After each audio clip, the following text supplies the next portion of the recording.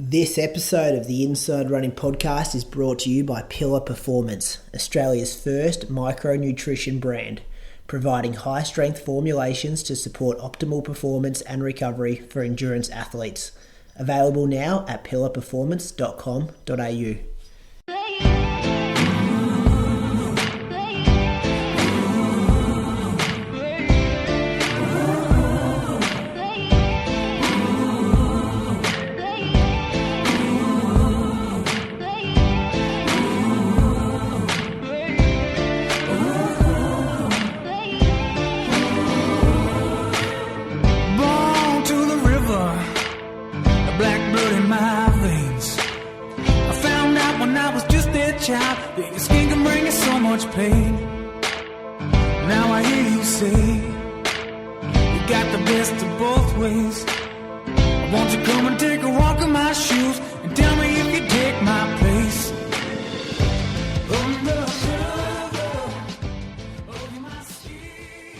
Welcome to episode number 213 of the Inside Running Podcast. Thank you for joining us for another week. Big show coming at you this week. Got some results from at least 3 different states throughout Australia. Some big races happened over the weekend.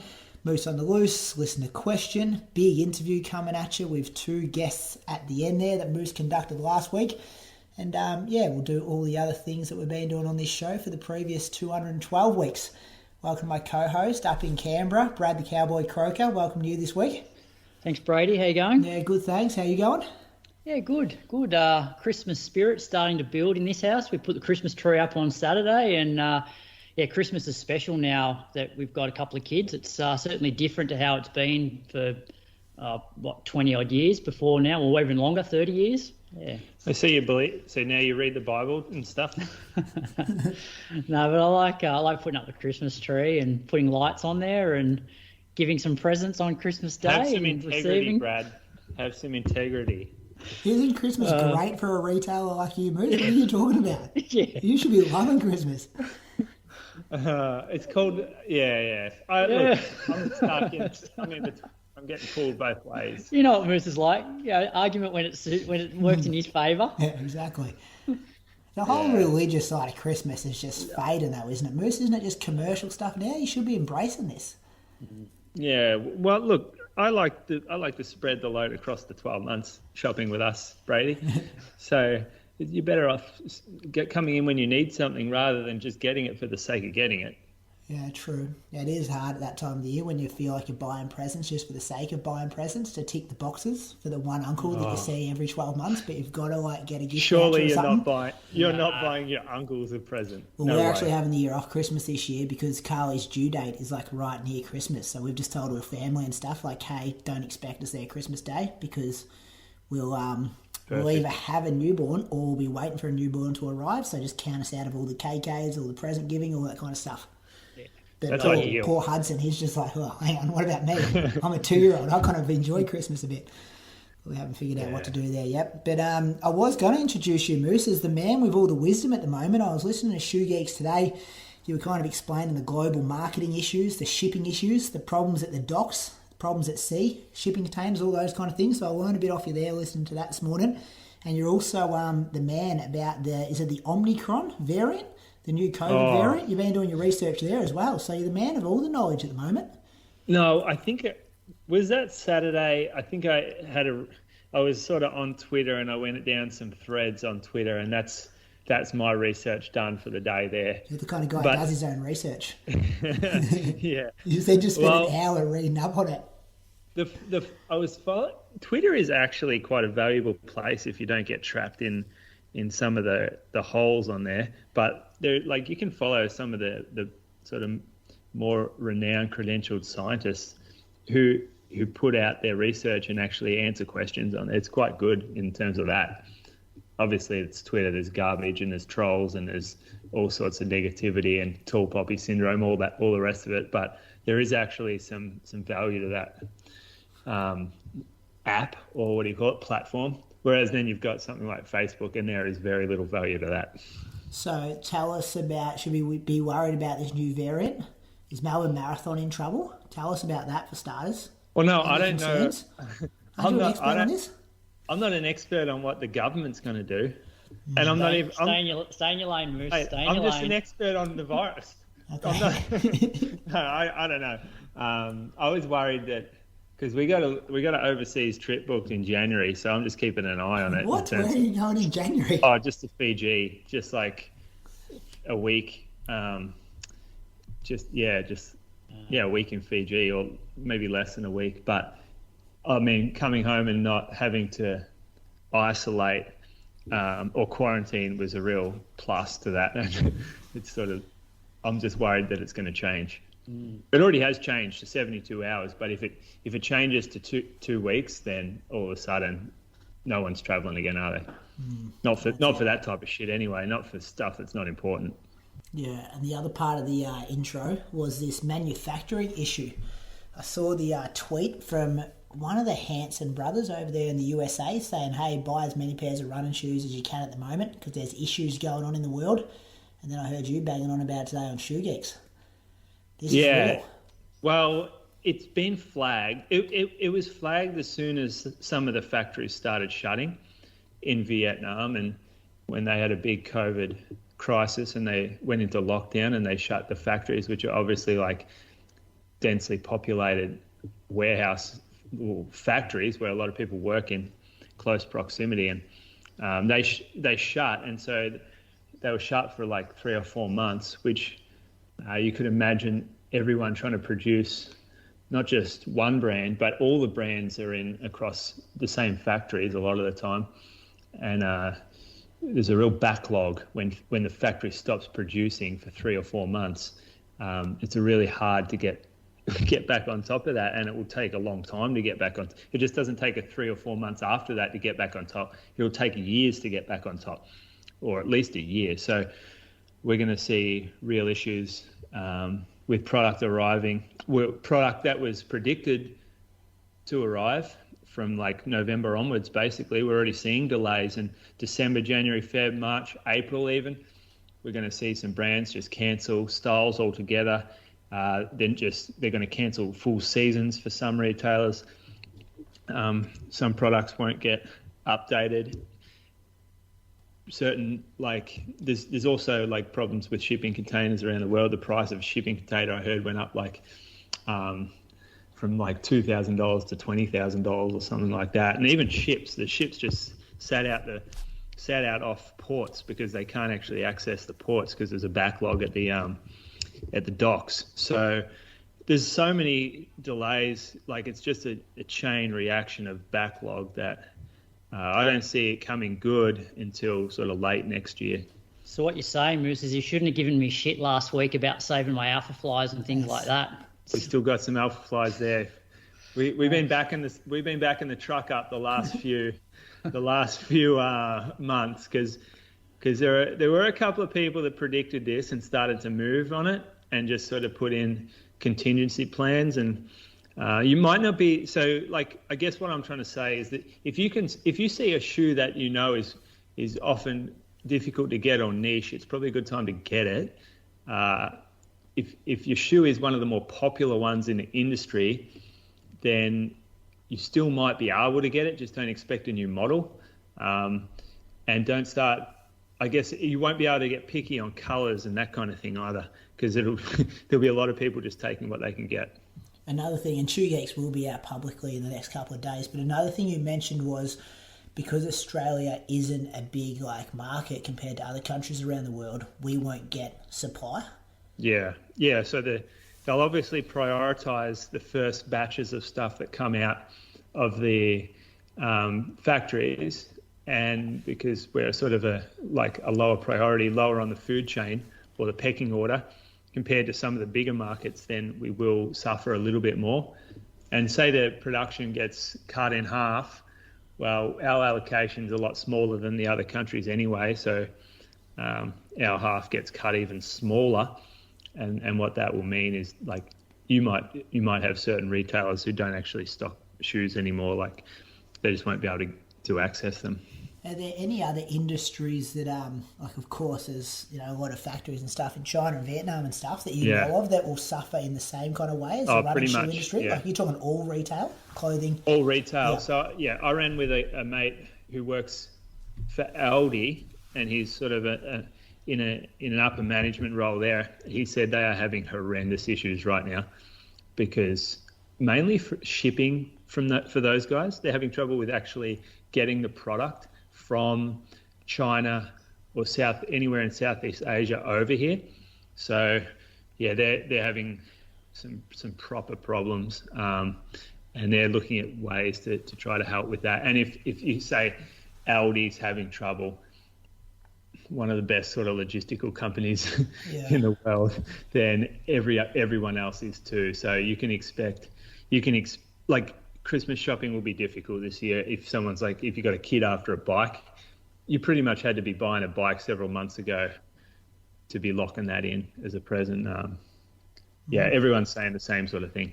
Interesting. Talking about Aldi, really good beer I had from Aldi the other day, South of Somewhere. You heard of it? Aldi beer? No, I haven't had an Aldi beer for ages. Yeah, neither have I. But this is like, I don't know if they've just ripped off Stone and Wood, but pretty much that real Stone and Wood vibe. $40 a slab. Can't go wrong, fellas. Next time you're What at do Aldi. they call it? Pacific Ale? South of Somewhere Australian Pale Ale. A session ale with fruity flavours and moderate bitterness. That's good. Anyway, so yeah, get in there if they've got any stock left. Let's talk about some running. Hey, thanks for taking us to our world news before we start, though. Bradley, you want to take us through your running week? No, I reckon you should go first, Brady. You're really, Craig? You're the one that's training for an event here. Okay. Moose and I aren't, so you should spend a bit more time going through your week rather than getting to the end and go, all right, I'll whip through my week. So you go first. Well, we don't have to call anyone this week. That's what's been doing me head in. Well, not doing my head in. I've been running out of time the last couple of weeks with phone calls to make, but we do have no phone calls tonight, so I will go through this. Just getting ready. 50 minutes Monday morning. Bit tired, 4:40 pace. That was off the back of that bigger workout, mile on, mile float last Sunday, and 7K in the afternoon at 4:30s. Now, Moose, I listened to a podcast recommendation you had, the No Skips podcast, where they talk about like a hip-hop or rap album and really unpack it, and I listened to the Kanye West episode. They've got 2 on there about Kanye West, but the one I listened to is My Twisted Dark Fantasy, and I loved it. Their knowledge of that, or of music in general, was fantastic. I love how, so listeners who have never heard this, they kind of play bits of the song, they talk about the history of the I guess the hip-hop scene at the time when this album was released, and then go through like all the production and some of the better songs and cameos and all those kind of things. So good. I loved it. One of the issues is not skipping across the podcast and listening to the album straight away. It's so difficult to actually go through with the full episode, and I can't do it. Like, I got through halfway that and I'm like, I have to listen to this album right now. Like, I've got to. And the samples they play just quite out long enough, like they're 15 second, 20 second samples, and like, play it for a minute, 2 minutes or something. So, but I learned so much about that album, like and I've just been listening to that album like for the millionth time all week after listening to that podcast. That got me through my runs on Monday. 70 minutes on Tuesday morning at 4:26 pace, and then 7K in the afternoon at 4:26 pace. So another daily double, which turns out these daily doubles aren't that rare, fellas. I'm pretty much on here every week saying I've got a daily double, so there's no point banging on about that anymore. Wednesday was a workout, 3x5K with 1K float between. Not sure what the weather was like where you guys were, fellas, but it was really hot and humid up here. So I went a bit later. I think I started my warm-up at maybe like 8:30, and I knew it was going to be humid because Carly went for a walk in the morning, and when it's real humid, her hair goes real frizzy. I'm not sure if that's like an every girl problem, but she come back from the walk and her hair was like just frizzing everywhere, and I'm just like, oh no, this is not going to be good for my run.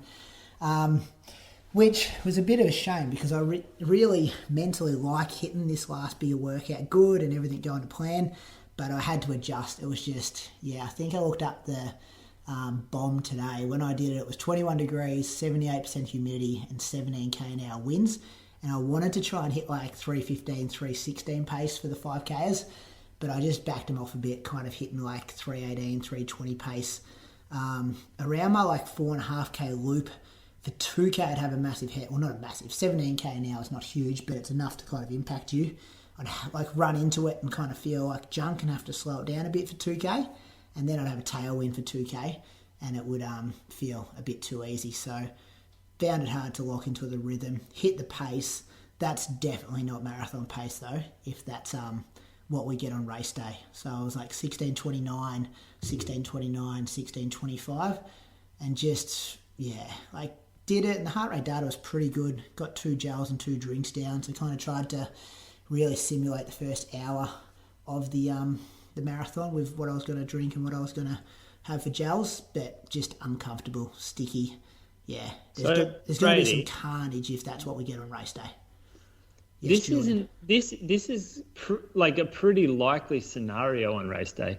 Like 21 and 78. That's probably around normal, I would suggest, for towards the end of the race. Yeah, exactly. And really on paper, that's not that bad, is it? That weather. Yeah. Like when you consider some of the other races what we've seen and training through summer, that would be a good day in Moama. That would be a pleasant day all through summer when you train for it. So it's interesting that you've felt the effects of it during this week. Yeah, I don't know. I don't think I would have had many workouts though where I would have been 20 plus, because you're working out pretty early in the mornings, and it's been a pretty tame kind of start to, or end of spring, start of summer.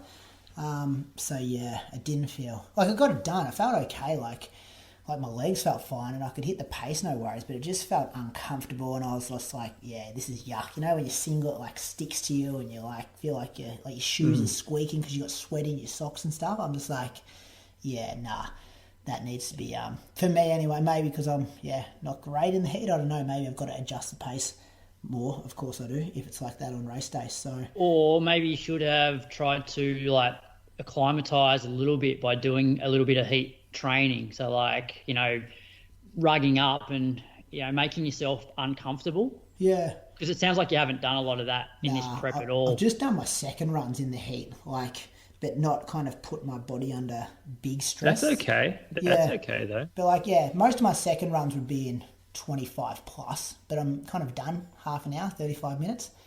Whereas this one just was you're out there. It's funny, these Echuca Moama boys, Moose, they love training in ideal conditions, and then they get one day that's just that little bit warm and just goes to water. What are you talking about? That session I done a couple of weeks ago was 25k an hour winds. Well, you're 21 degrees. 21 degrees. 20 degrees and 21 degrees, full sun. It said 100% humidity on my Strava. I don't know where they got that number from, but I looked it up on the bomb today and it was it was 78.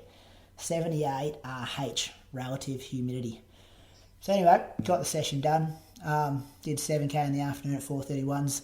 Easy day Thursday. 30 minutes at 4:33s and 45 minutes in the afternoon at 4:22s. Got caught in the storm. Cool change had come through and got smashed with rain there. Friday. Can I just say, firstly, you put a picture up of running around the showgrounds. Yeah. I've been wondering what the showgrounds are like. Now you put a picture up and I can see them. Yeah, well, they're not, they're called the Moama Showgrounds on that map, but it's not the Moama Showgrounds. I know what the Bendigo Showgrounds look like, and this is completely different than what I'd say a standard showgrounds would look like. Even when the show comes to town, it doesn't go to Moama Showgrounds.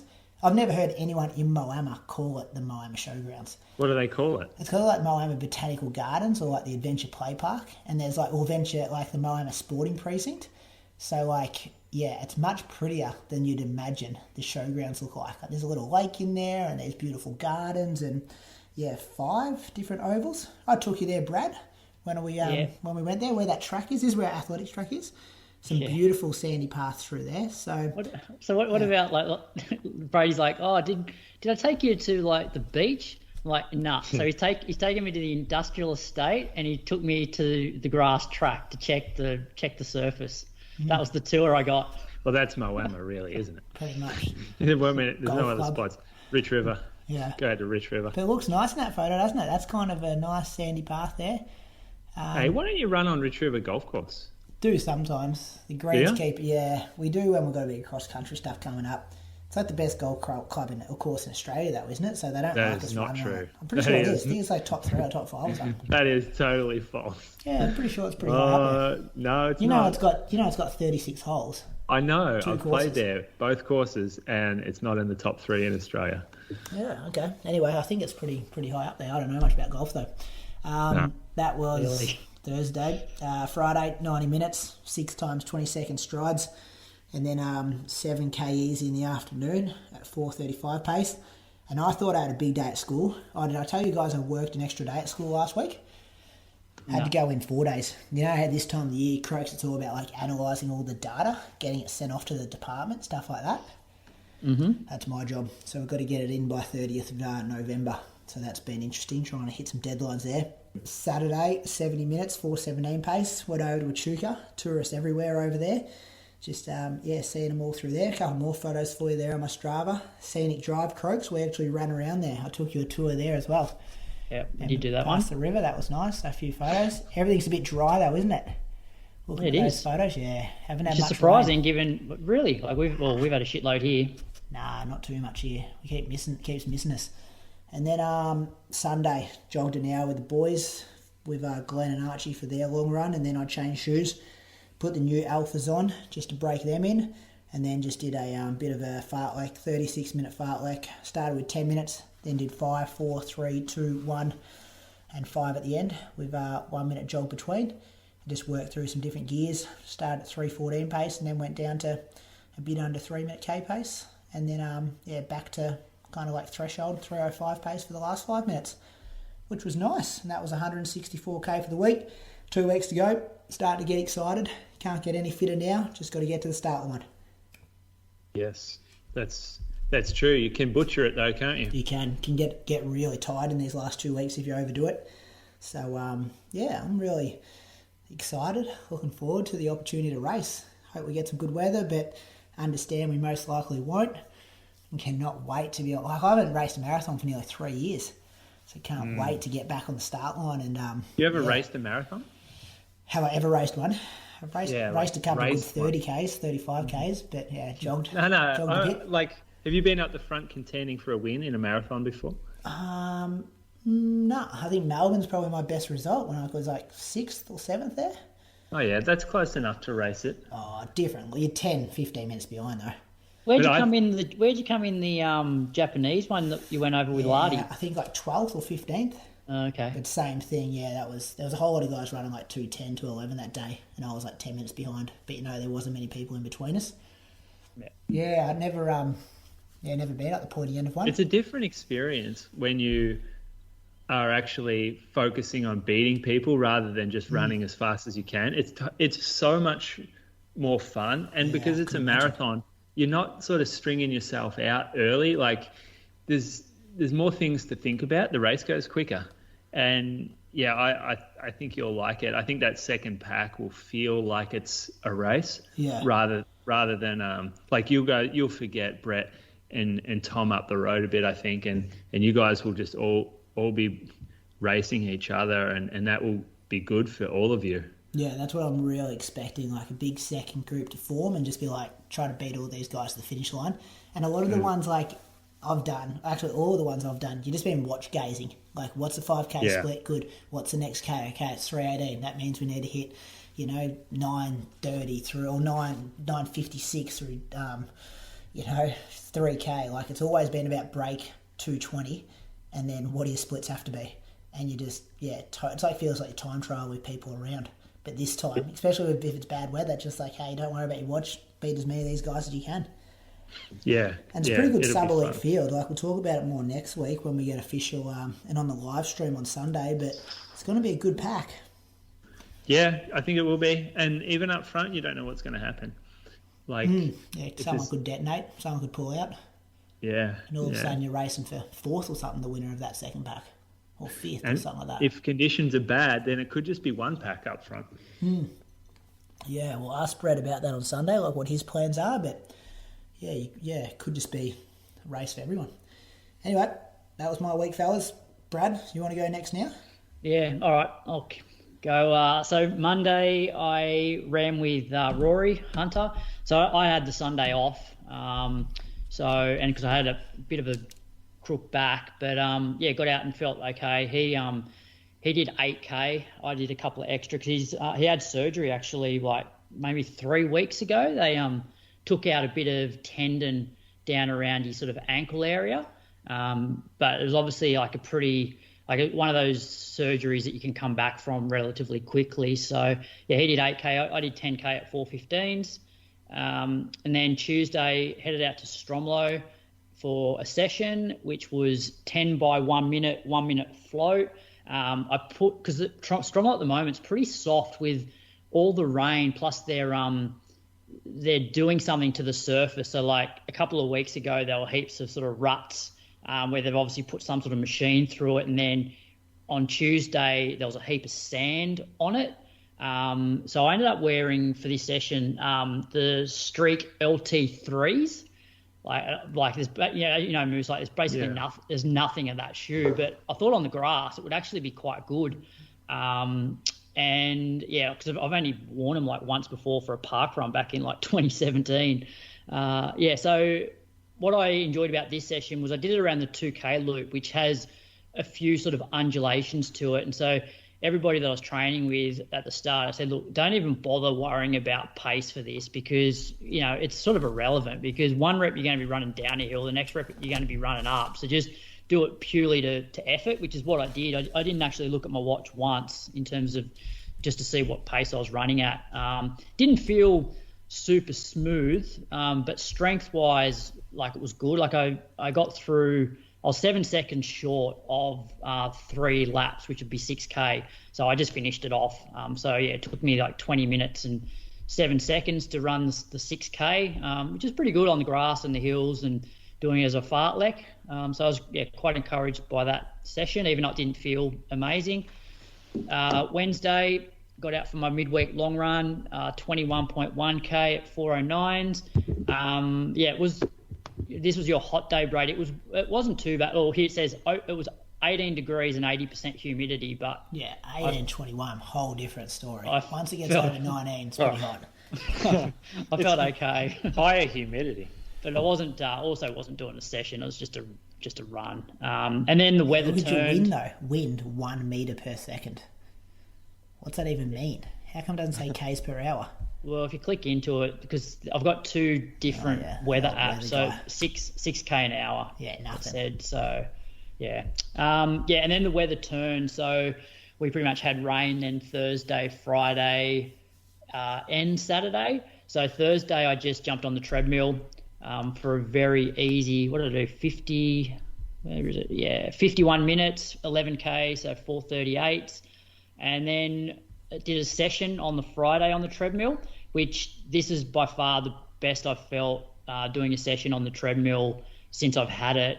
And I think it was largely because of having a few pace changes in there. It just sort of, it took my mind off doing a straight 30 minutes at the one pace, but also doing something a bit quicker than my normal tempo pace would mean that when I dropped it back to my tempo pace, it sort of felt really comfortable. So the session was 3 sets of 7 minutes at 17k an hour. And then I pumped it up for 2.5 minutes between 18.5 and 19k an hour. And then gave myself 90 seconds jog at 14k an hour and just repeated that. I was going to initially give myself a couple of minutes jog after the hard 2.5 minutes. But after about a minute, I felt pretty recovered. So I kept it at 90 seconds.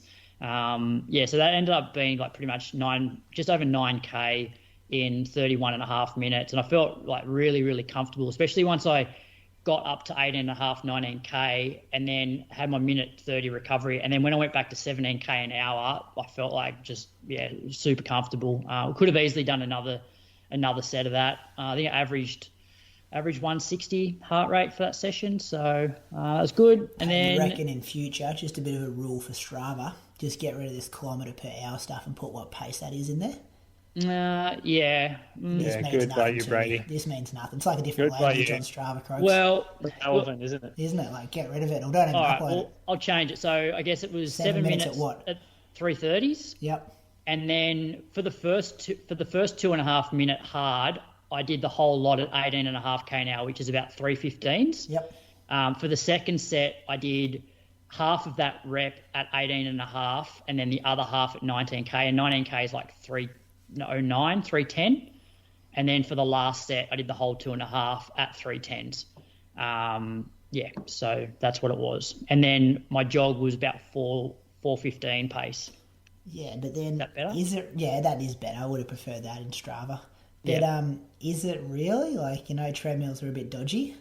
Every week that I've jumped on here, I've felt like outside, like if I'd run, we look at the day before where I ran like 11K at 4:38. Like 4:38 for me outside is like, I've never run that pace. I don't know. I reckon it's fairly, I did wear the next percent for this session, so it made things feel a fair bit easier as well, I think. I guess you got this heart rate data there as well. Yeah. That's the most relevant thing here. Yeah, which I think the heart rate data was good. It was, I was sitting around that low 160s for the 3:30K running, and then pumped up to sort of higher 160s for the hard 2.5 minutes, which is, probably about where it should have been if I was running outside.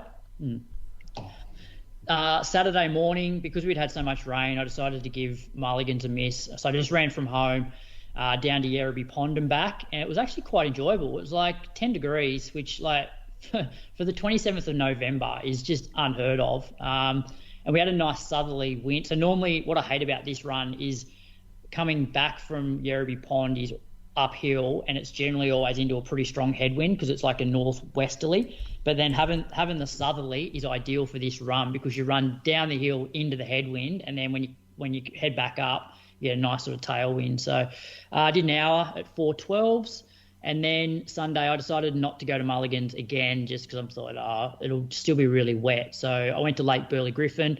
I did about 8K before I met Rob because he was only doing 90 minutes. So I did that. Ended up doing just over 30K in 2 hours and 3 minutes at 4:04s for a week of 121K. So it was like a good week. Like I got 2 sessions in, a longer midweek run, a longer Sunday run, and I think 120 with no doubles is a pretty good week.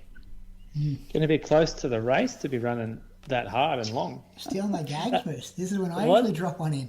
It was my race. Yeah, that was a solid race effort on Sunday. Yeah. I paced it well. I was able to run. I think I was quickest. Last 5K was my quickest. So that's how you run a marathon, Brady. Yeah, that's why we play in Croaks. Just get halfway up the shrine there and just bang, start ripping it out. I was looking at your splits from BY the other day, actually, doing a bit of Strava stalking. Geez, you come home strong that day. Yeah. Come on. You were only aiming for sub 220, like 15, 20K in. Yeah, and that's where I think it's like 25K, and I went like I'd almost have to like just jog to not break 220. So then it got that I'd banked that much time, and I was still feeling so strong that I think between 30 and 35, I just went, all right, let's just not be too greedy, and if you've got anything left at the end, I can push the last couple of K, which I think my last 2K was like the quickest of my race. Yeah. Wasn't it like the 17th quickest of the field or something like that? I remember you pulling facts out like that, stats. No, I was like third fastest. That's right, yeah. Pretty impressive. Moose, saw some photos of Angle C, but that was about it. What have you been doing? 90K for the week, or was it more? Maybe 92K for the week. Yeah, about 91 actually, so details. But had a run on Monday, so I ran every day this week, got rid of the full rest day and back to 30 minutes gentle on the Monday. Tuesday morning had an early workout, so started the workout at 6 a.m. I had 20-minute threshold, so I went on the side of the river for a little bit, and then I went around the caravan park for a few laps. So caravan park, pretty flat, 1K loop, got a few speed humps in there, which is annoying, but nice little spot to do a workout. Average heart rate was 166, and then it did jump as I went up to a couple of hills, but then it flattened again. So I made sure it wasn't too hard. It was supposed to be a sub-threshold run, so I wasn't actually supposed to reach threshold, but I probably did a couple of times. Average 324 for that one, so that was pretty good. Whatever, it didn't really matter too much. I did feel like I was tired on this run. Pia wakes up pretty early every morning now, probably awake at 5 a.m. most mornings. So, and I think I just probably about a month of that accumulating. I got really tired this week, and then also waking up and running off to Ballarat that day. Next day ran with Watto. This was a shit run. This was super high heart rate, 40 minutes, slow pace, and I just felt like garbage. And running next to Watto, who was obviously feeling all right, it's just, I'm just dragging him back saying, I got to slow down a bit. My heart rate's at 155 and we're jogging. It's too high. So he was probably sick of me by the end of that run. And then I started to feel a little better. So, yeah, the next day ran an hour around Anglesea, got those pictures up, and then had a workout Friday morning. So my workout was on paper a bit different to what I did. I joined Lockie Doak for 8K of his 14K tempo. So we went on the loop around Anglesea River that we've been doing. He came down and did that. So his plan was to run 330s to 335s, and I've run 8K with him. Again, I didn't feel great during this run, this 8K section. Like I definitely could have kept going, but there were points in it where I'm like, this is feeling a bit hard for 330 pace. And I know I'm not fit or anything, but when he was pretty comfortable next to me. And when you're the party, when you're the one of two who's sort of not feeling as good, it does make it feel worse. If there's a third person there, you would hope that you would be feeling a little better and then it would be okay. But in the end, got 8K done and then jogged for 2.5 minutes and I did 6 by 30 seconds on, 60 seconds jog. So just did some strides, basically 30-second strides, and felt real unco doing that. I haven't been doing drills or strides, so I've got to start doing them because my coordination's well off when I go faster than like 3:10 pace, and I think that's strides will help with that. Saturday I ran with a couple of guys around Anglesea, 45 minutes just jogging, and then on Sunday got out, felt great actually. Sunday was like the first time this whole build that I've just felt really good. So it was 90 minutes. We had a pretty hilly one. We went up and around the back of Anglesea, down some dirt roads, around the back of the coal mine. And yeah, it was a beautiful day, so it was pretty warm. And we sort of got going on a few of the hills, and it was the first hint of anything competitive that I've had for a while now, like probably for 4-5 months worth, or maybe even more. So I was I probably got a little carried away on some of the hills when the boys started to move. I wanted to go with them, and then we did go hard up a few hills, but it wasn't too bad. In the end, 21K. No, I actually did 22K because I stopped my watch wrong. 4:22 average, and a good week. So 91K. Yeah. That's going to be a good week. I was thinking maybe you two could race each other in a couple of weeks. We look at the calendar. Like your comeback race could be through Brad's comeback race. How do you figure that we should run together? I just think like you're only getting fitter every week. Croaks' motivation to race is pretty low, but if he's got a head-to-head against you and he's kind of got the advantage that he hasn't come off a surgery, but he's also had 5 years of building mileage and doing workouts, which does make him a bit of a sitting duck to be taken down by you. And you're the one with the Australian singlet hanging in your wardrobe. Like it could be like maybe we pick something out like maybe run the bridge down in maybe Tassie, 10K, end of Jan, something like that. 2 months. Yeah, I'm not. You're good on the hills. You just said you like getting competitive on hills. It's a hilly course. On a Sunday, it's different to a race. Brad knows that. But you sound like you're panicking. I thought you were the big dog. My motivation would certainly increase if Moose was to wear his Australian kit in the race. Well, that's asking a bit too much. I'd like that. I haven't raced since 2019. That's what I was lining up. I wear the blazer down to the start line. Wear it on the aeroplane. I don't think we got a blazer, to be honest. New South Wales 5K. Okay. Oh, when's that? February. Okay. Oh, that's more likely. I'm thinking longer though. No. What about the Bendigo 5K Frenzy? That's in Feb. real low-key event? Yeah. Well, no, let's go longer. I would rather pick a half marathon or something. Okay. Cadbury? Come down Great Ocean Road. Great Ocean Road. I think like May or something, isn't it? It's a long time. Perfect time. It's a long time to pad. That I'd probably pick Canberra Marathon before Great Ocean Road. Imagine two big dogs like you on the start line at Canberra Marathon. What about Run for the Kids in Melbourne? March, April, isn't it? Very good one. 14K. In between distance croaks, not too long. I love that. Not too I long. Gungal and Park Run. Hilly. I'm being serious here, Brad. Run for the Kids, always a great field. Pencil it in. Prestigious. Yeah, I got that. You can get in and out of Melbourne in one afternoon, or like fly down that arvo, get going at lunchtime. April, isn't it? Easter Monday. Yeah. It's always 1 week before or after the Geelong half. Isn't it when they do the Good Friday appeal? Canberra Marathon's 10th of April, I think, something like that. Are you pretty serious? You're going to do Canberra Marathon? Well, it's probably about as serious as any race. Yeah, like just because it's like here, and it'd be good to, I guess, try and win it. Maybe, like, it obviously depends who else turns up, but me and you, Brady. Yeah, the time. Well, then I'll end up just jogging it in. I can't win. But the time I ran in 2017, which was before any super shoe, would have won it this year. I guess it's, you never know. And I finished third that year, so we'll see. Like I want to, maybe do like a track race early in the year, and then look at maybe doing a marathon, doing that one maybe. Who knows? Okay. We'll see. We didn't get a no though. There's an opening there. You two head to head.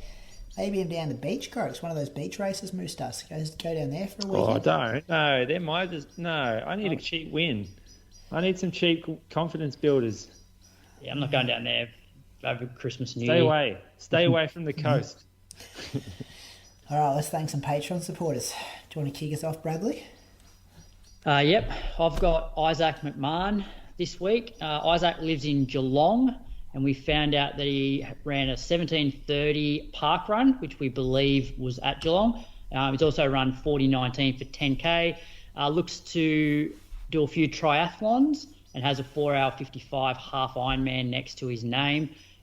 Brady reckons you look like a bit of a loose unit. Also did a little bit of digging, and Isaac mustn't think Moose is a big dog of Geelong, because Isaac follows both Brady and I on Strava, but not Moose. So I did see that, Croaks. Have you pissed him off, Moose?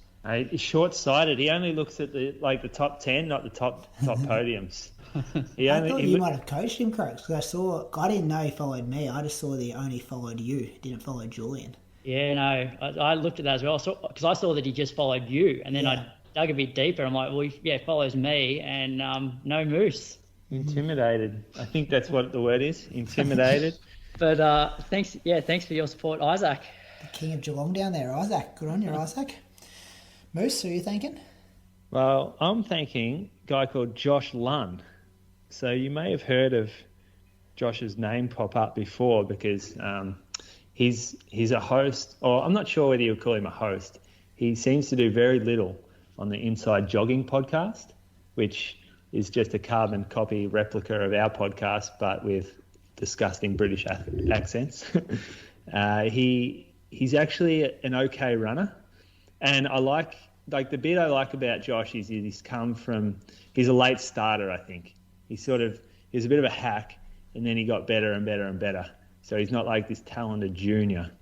He's run 8:36 for 3K, 14:43 for 5K, 29:44 for 10, 64:25 for a half, and 2:17:59 at London in the COVID race, which was last year in that Luke course. So let's pick a time out. That 29:44 is probably the standout to me of that bunch. What do you guys think? In the 64:25. His short distance is not real good, is it? Doesn't convert. He's definitely a strength runner. I reckon that's, though, potentially his late start. Sort of just didn't do much of the shorter stuff, and sort of, I think the later you start, often the more you just move up into the longer distances earlier. Yeah, he doesn't seem the smartest of cats, old Josh. When you listen to him on the podcast, just doesn't quite understand training very well. I know that the other boys, they seem to get quite frustrated with him because he's got some ideas in his head that doesn't make a lot of sense to other people. Runs for Cardiff, doesn't wear socks with Next Percent like crazy, and plays the tromboner in his spare time. Yeah, very good. No, I'm just going through his Instagram. There's some very average content in this, especially early days.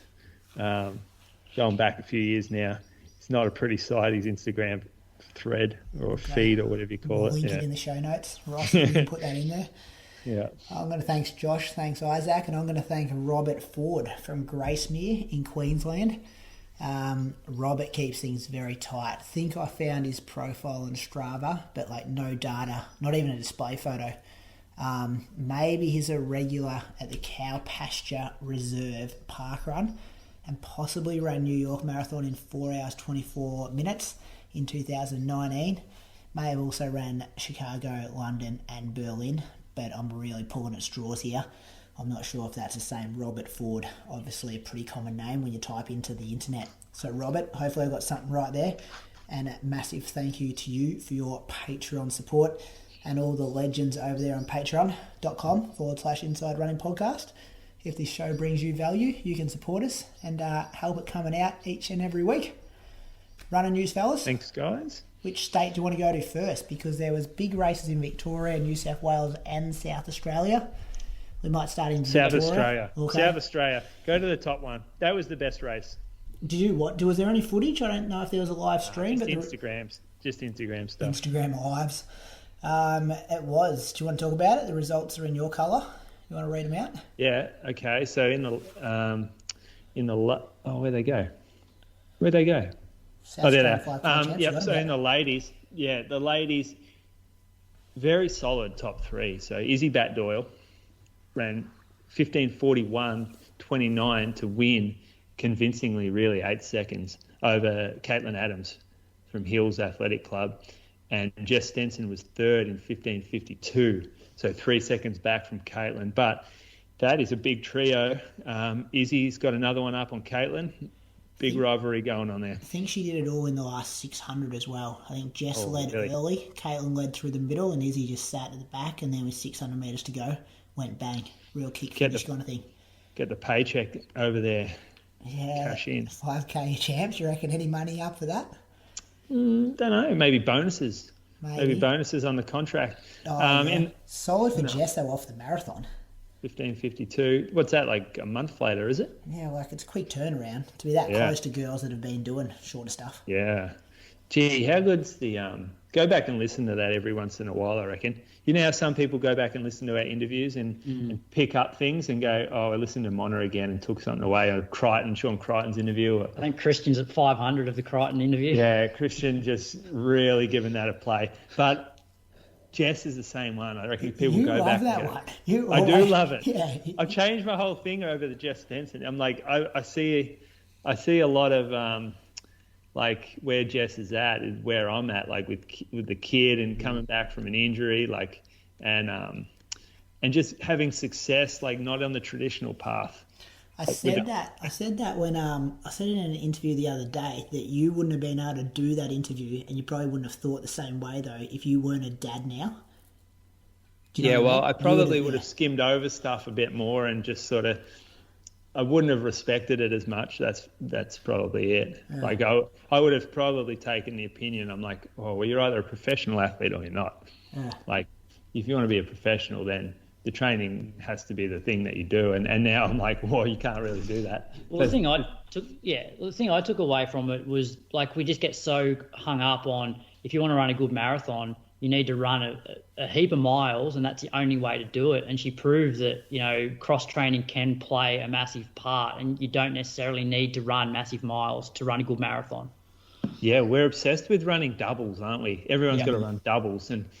And there's a few people now sort of proving that you don't have to run double run. I mean, even Charlotte Purdue, if you listen to her interview and how she achieved what she did. Yeah, that was one of them. And I think I listened to something somewhere else, and she's training safely, in her words. She's not taking risks. So instead of doubles, she might jump on and do an elliptical or a bike ride and go for a long bike ride. And the result that she had. There is something about it, though, if you've got years and years of training behind you. Like, I heard Chris Thompson on the Single Malt Marathoners podcast. He was talking about, like, he can do 120, 130k weeks now, and they're 160k weeks because he's got all these years of Ks behind him. Well, is he cross-training too? I'm not sure if he was doing cross-training, but he just pretty much said, like, he looks at a 100-mile week now as the same as 120Ks. Because he's like, I know I've got all those years of Ks behind me. I don't need to be doing 100-mile weeks anymore. Yep. And they'd be saying with Purdue and Jess as well, I think. Like, they've done years of training. They put the time in early. And obviously, it's like you both run PBs. That's and incredible PEs all too. All three of them ran PBs. Yeah, That's what we're just talking about. You look at Charlotte's running 2:23. She ran, and that's like a big. Well, for me, like her running that, I mean, you watch her run and her gait just doesn't seem like efficient, but it clearly is. And it just blows me away that time and obviously Jess. So anyway, did you find, just on that though, the training talk, did you find it interesting that they started cutting back? Like, I think in that interview, like Aaron might have asked her, like, do you still do your 4x5k or whatever it is? But she's like, no, we just do 3 now. Or instead of, like, they were just cutting workouts a bit shorter as well. Well, I think that was just a safety thing to keep her from exactly like she's had so many injuries, and even skipping European cross for a winter of work of just training. It seems like she just had too many missed races, and obviously that affects people like pretty strongly, and it affects your career. So, like, take it back. And like, I mean, same sort of points Brad was making to Michael Roger. Do you need to do that extra 20 minutes on the workout? You probably don't.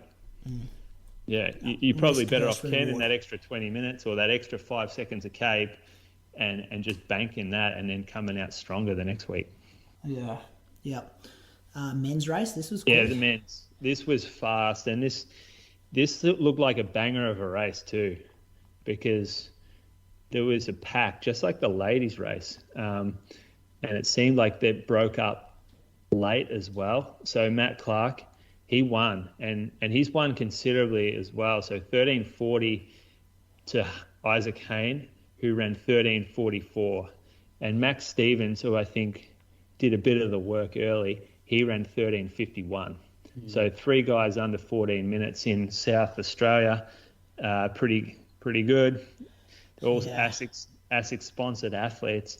They were wearing the new legal racing flat. Well, actually, the women as well. They were all in that too. That's interesting. Like, obviously, ASICS has South Australia sewn up.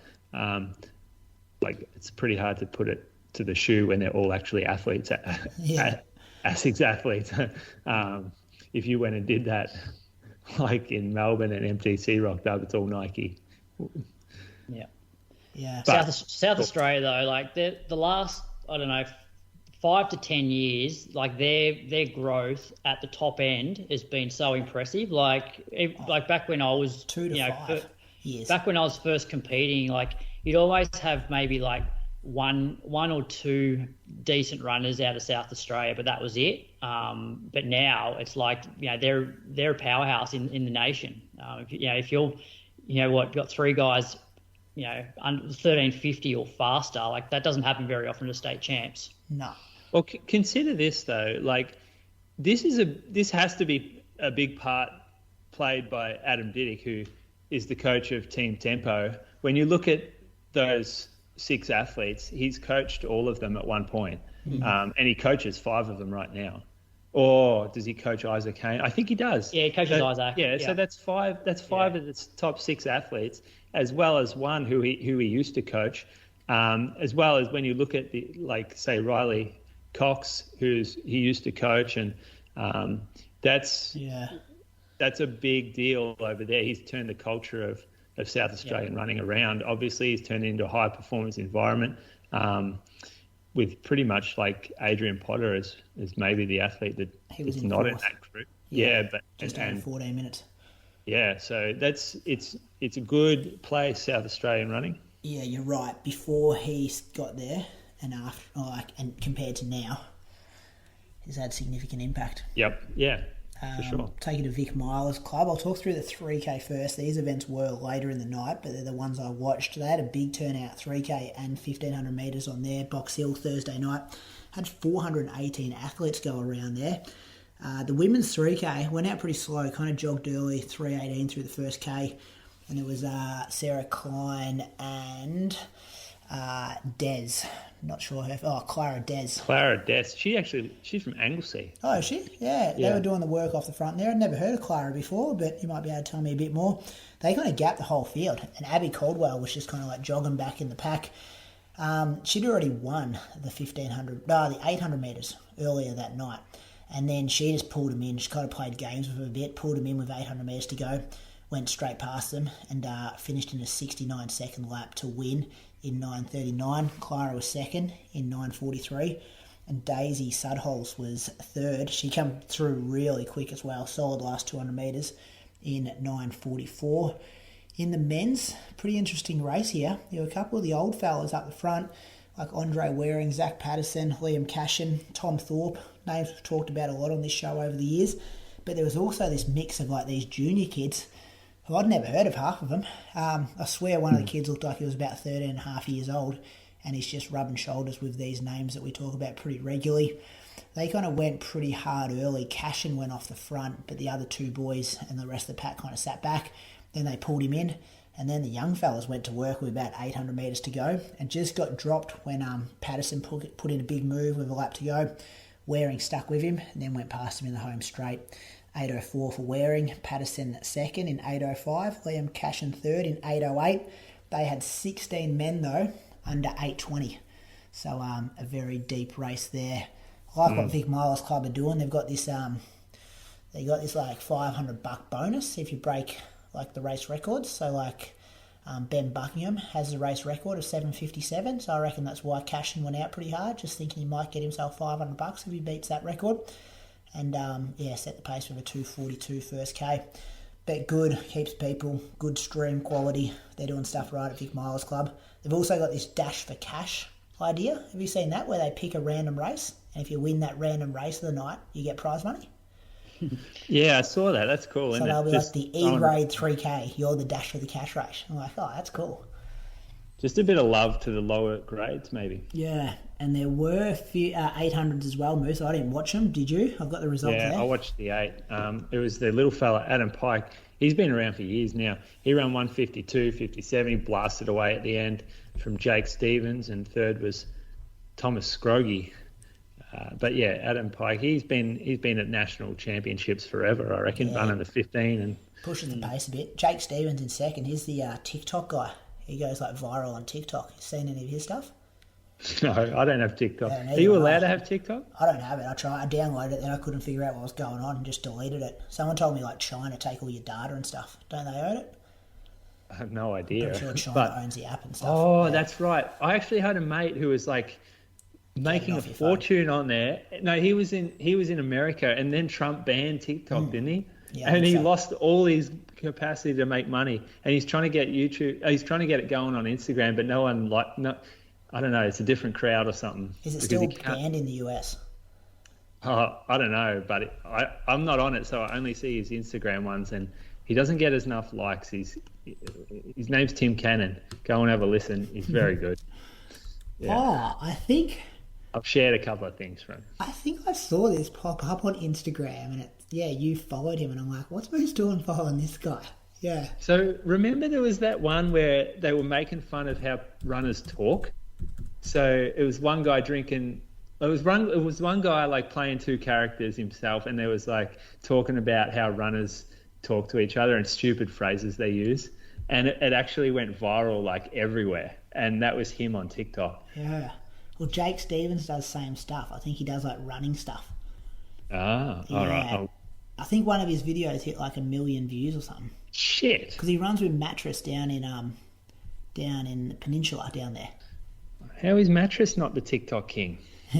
Mattress He on loves TikTok. making some shit videos. Matt, yeah, I think he's too old for that. I think he just sticks to YouTube. I'm trying to find it, but I'm not sure what his name is or anything. Too old for this stuff. Anyway, tell us about the results of the women's 800. Oh, the women's 800, yeah. So again, Abby Caldwell, she was a class above at this meet. She looks very good when she runs, Abby Caldwell. 2:07.38 she ran. Second, Rebecca Green, 2:08, and third, Amy Robinson from Collingwood, 2:12. But yeah, it was really the Amy Caldwell show. She came back and just toyed with a bit of cat and mouse in the 3K. No one would have ever done that before, would they? 1-2 That Vic double? Milers, yeah. In one. Lyndon Hall could have done it. She'd be good enough to do it. Maybe. Yeah. Yeah, so good to watch that on the stream that night. New South Wales 10K champs, Croaks. Yeah, no stream, no lights. No, I saw a few highlights today on Facebook, but Aynslee Van Graan won the race. So we spoke about her at the New South Wales 3K, where she finished second in the race, but she won the New South Wales Championship. So she now holds the 3K and the 10,000 metre New South Wales Championship. She won in 34.29 in front of her run crew teammate Rosie Webber, who ran 35.07. I've got a feeling Rosie might be running Melbourne Marathon. It might be her debut. And Newcastle Flyers young gun Jessica Noble was third in 35.17. And then in the men's, Shoe Geek host Tommy Do Canto had a convincing won in 29.09. So Kieran Tall was there for the first couple of K, and then Tommy was pretty much on his own the rest of the way. Guy Walters from Newcastle Runners was second. He ran 29.50, which was only 5 seconds off the Zatopek qualifier, and Scotty Westcott paced him to about 8K. So Scotty's mid-40s now, so going pretty well to still be running sort of 30-minute 10K pace for 8K of it. And then Drew Fry was third from Randwick Botany in 30.35. So good last hit out for Tommy before Melbourne. And ended up a bit of a time trial, I think. I'm not sure when. Yeah, Kieran Tall. 2K. 2K, yeah, that's 8K solo running. Stuff. Pretty good, isn't it? I think it was pretty windy as well, which I know you hate talking about the weather, but I could hear the wind on the highlights that I saw. Disappointing there wasn't a stream, wasn't it? Just because I was pumped to watch that. I actually had it marked.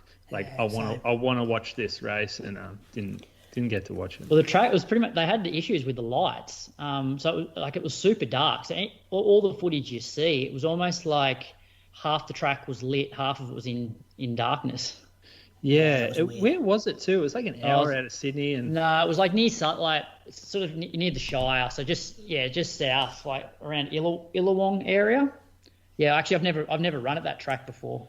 I think you come to expect really good quality streams from those guys too. So when there's not one, you're just we've gone from 10 out of 10 quality to 0 out of 10, no option to watch what's happening. Pretty weak field though there, Croaks, in the men's. Wouldn't get that down in Victoria, I don't think. Second place, 29.45. Yeah, it's always been a bit... 10K tracks are hard, aren't they? Yeah, it's always a bit hit and miss who you get. I think a lot of the time it's people try and just qualify for Zatopek. You pretty much do one to qualify for Zatopek, then you do Zatopek. But it's never been a super deep event. I think last year was probably the best they've had in a long time. Yeah. Remember? Yeah. I was there, yeah. Yeah. That was obviously a bit... Where'd you finish there? Oh, I don't know. Be lucky to be top 10 though. But I think, this one probably... Obviously, Benny Saint didn't start, Ed Goddard didn't start, Kieran Tall pulled out. You put those three names in it and you go, okay, you've got potentially 5 guys breaking 29 minutes on a good day. So it maybe looks worse than it is. And it's also a period where once everything started to open up again, races have just exploded. There was New South Wales 10K this week. Yeah, there was a New South Wales 3K, then there's the Sydney Harbour 10K. Some people are training for Melbourne. So there's a lot on. And, a 10K track race does take a fair bit out of you. Bloody good run by Guy, though. That was that's big PB for him, I reckon. First time on the field. Yeah. Going to be a dad. Did you see that on social media the other day as well? No, I didn't. Yeah, going to be a dad soon. Imagine that bloke being a dad. Guy Walters. I did see that. That was good. I've been a bit shocked myself too, but yeah, it'll be interesting. Good dad, Guy Walters. Listener question, Bradley. All right. Hi there. Love the show. I have a listener question and would be very grateful if you could advise me. I've estimated my max heart rate to be 175 based off some 5K races, but I never go remotely near it in training. In fact, I don't get into zone 5 at all. I wear a chest heart rate strap for all my runs. I'm a bit old, 43, and definitely a slow twitch type, but I'm fairly fit and do weekly speed work and tempos in addition to easy running. Is this something to be worried about, or am I just not putting enough effort in? Many thanks. And that question comes in from Joe. Long-time supporter Joe. You know, the one that lives in Oman? Oh, yeah. Yeah. This is Joe. Yeah. It's an interesting one. I think we have to go back to the estimated max heart rate firstly and just go, I wonder if it's relevant anymore, or I wonder how accurate it was when we got it. Just because we have a strap on doesn't mean that it's legit. Like often I've had weird spikes wearing a chest strap. So it's a difficult one to know for sure. I would answer the question by saying no, don't be worried about it. Like you're doing your speed work, your tempos, your mileage, like you're doing things right. And it's very, very rare that you'll find a runner who doesn't put enough effort in. I mean, speed work is, if you've got a speed work session like a hill repeat or a fast, say 200s workout, and it's pretty difficult not to put the effort in when you're basically just running as fast as you can up a hill. Not a lot of people can bail out of that.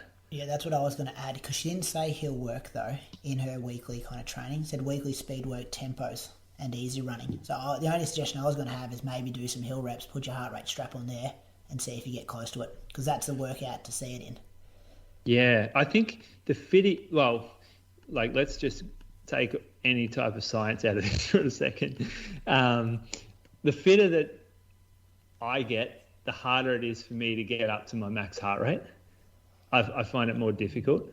Now, do you know what your max heart rate is though? No, I don't. Yeah, that's what I was wondering. How many elite, sub-elite runners do you think actually know their max heart rate? Yeah, probably not many. I wouldn't have any idea what mine is. You would have to do like probably a 10-minute effort, go hard, maybe up on an uphill, or basically just progress it to where you're flat out towards the end. Like, would a 5K track race be a good time to put it on? That would have to be close to, wouldn't it? Yeah, pretty much. 3K? It would, yeah. 3K is probably 3 to 5K would be perfect. Yeah. Yeah. But I don't think, Joe, it's nothing that people use much in training and like pay attention to how close they're getting to their heart rate. So I don't think you should be worried about it. Yeah. Oh, yeah, exactly. That's just one metric that we're sort of looking at. I guess it would depend too if your training's going well and you're progressing as a runner, or you're not regressing, then that's probably a time to look into it if things are just going pear-shaped. Yeah, it definitely wouldn't be not putting enough effort in, especially if she's over there in the heat. And she's been a Patreon supporter for a long time, so she's probably been doing consistent training for a long time. Yeah. And maybe being a bit under max is better than like striving to get to max and overcooking yourself. Well, like I don't think like getting to your max heart rate in training is a great idea anyway. Yeah, it's nearly impossible, isn't it? I don't. Well, if you do, you're not going to be doing much after it. Like it's going to be the last rep of something. Yeah, like I don't reckon I've hit my max heart rate in training for a long time, because I always try and finish sessions knowing I could do a bit more because it's sustainable. I reckon you might hit them on a few Sunday mornings. Yeah, no, not quite, but yeah, close maybe. Thanks for the question, Joe. All the best. Sorry, that was a tough one. I don't think we've got No, I think we said don't stress about it, Joe. Just keep stringing your weeks together. Sounds like you're doing smart training. And of course, yeah, all distance runners put enough effort in. Sometimes we put too much effort in. Moose on the loose, purchase of the week. Rules of Strava. Oh, mate, I fucked up with a purchase. Oh, are we doing Okay, tell us about this, but surely there's a moose on the loose. There was a big one last week. What was it? I was going to put it in these notes here, but I'm like, no, don't tell him what to do. I can't remember. Come on, you can remember. running news come in, everyone just I thought everyone rolled their eyes. Shelby Houlihan. Yeah. Oh, yeah, GoFundMe, yes. Oh, yeah. I messaged you boys about that one. You were fired up, yeah. Oh, yeah. I was at work, Go didn't for know it, what Croaks. you were talking about. Go for it. Yeah, so we know Shelby Houlihan, WADA banned her for 4 years. There doesn't seem to be any more appeals that she can make. And then she's got her own website, and on there's a link to a GoFundMe page. And what do you reckon she's, 10 grand she wants to raise? No, 300,000. 300,000 US. Yeah, and it's 300,000. That's just a yearly wage, I guess she's going for. Look, there's some really good GoFundMe pages out there, and there's some people that are doing it really, really tough. But if I look at, Shelby Houlihan versus somebody that's, dying and can't afford to put food on their table for their family, I know which one I'd be donating money to. It just seems, it's just outrageous. She's up to 12,000. $12,000. 12,139 USD. What happens if from she doesn't make 300? People? Yeah. Does it all get given back? Well, yeah, well, that's it. What's she gonna what's she doing with the money? And well, it's the help of her appeal, isn't it? Yeah, but legal fees. But can she Wouldn't appeal it Nike anymore? be paying those? I thought it was done. Oh, she's got to go to the one in isn't it Swiss Arbitrary? Do you know what it's called? You got to go there to the next Court of appeal, arbitration. But if it was me, if I was in that situation, I'd been banned. And I set up a GoFundMe page, I would be thinking about I'd go onto the GoFundMe pages and just scroll through and read what you're supporting, and just about every cause is more valuable than this one. Yeah. Yeah. You see those ones pop up on Facebook all the time. Somebody's been out riding their bike, and they've been cleaned up, and the guy can't work for the next 2 years, or he's in a coma, and it's to support his family. How do you compare these two? She is fighting to prove her innocence and is now turning to the Swiss Federal Tribunal to appeal and hopefully overturn the CAS ruling. She's looking for financial support to help her with this process. The athlete has to pay a legal team, pay to have the case, pay for tests done from supplement and meat sources analysis to hair sampling to lie detections, experts to testify in their defence, and more.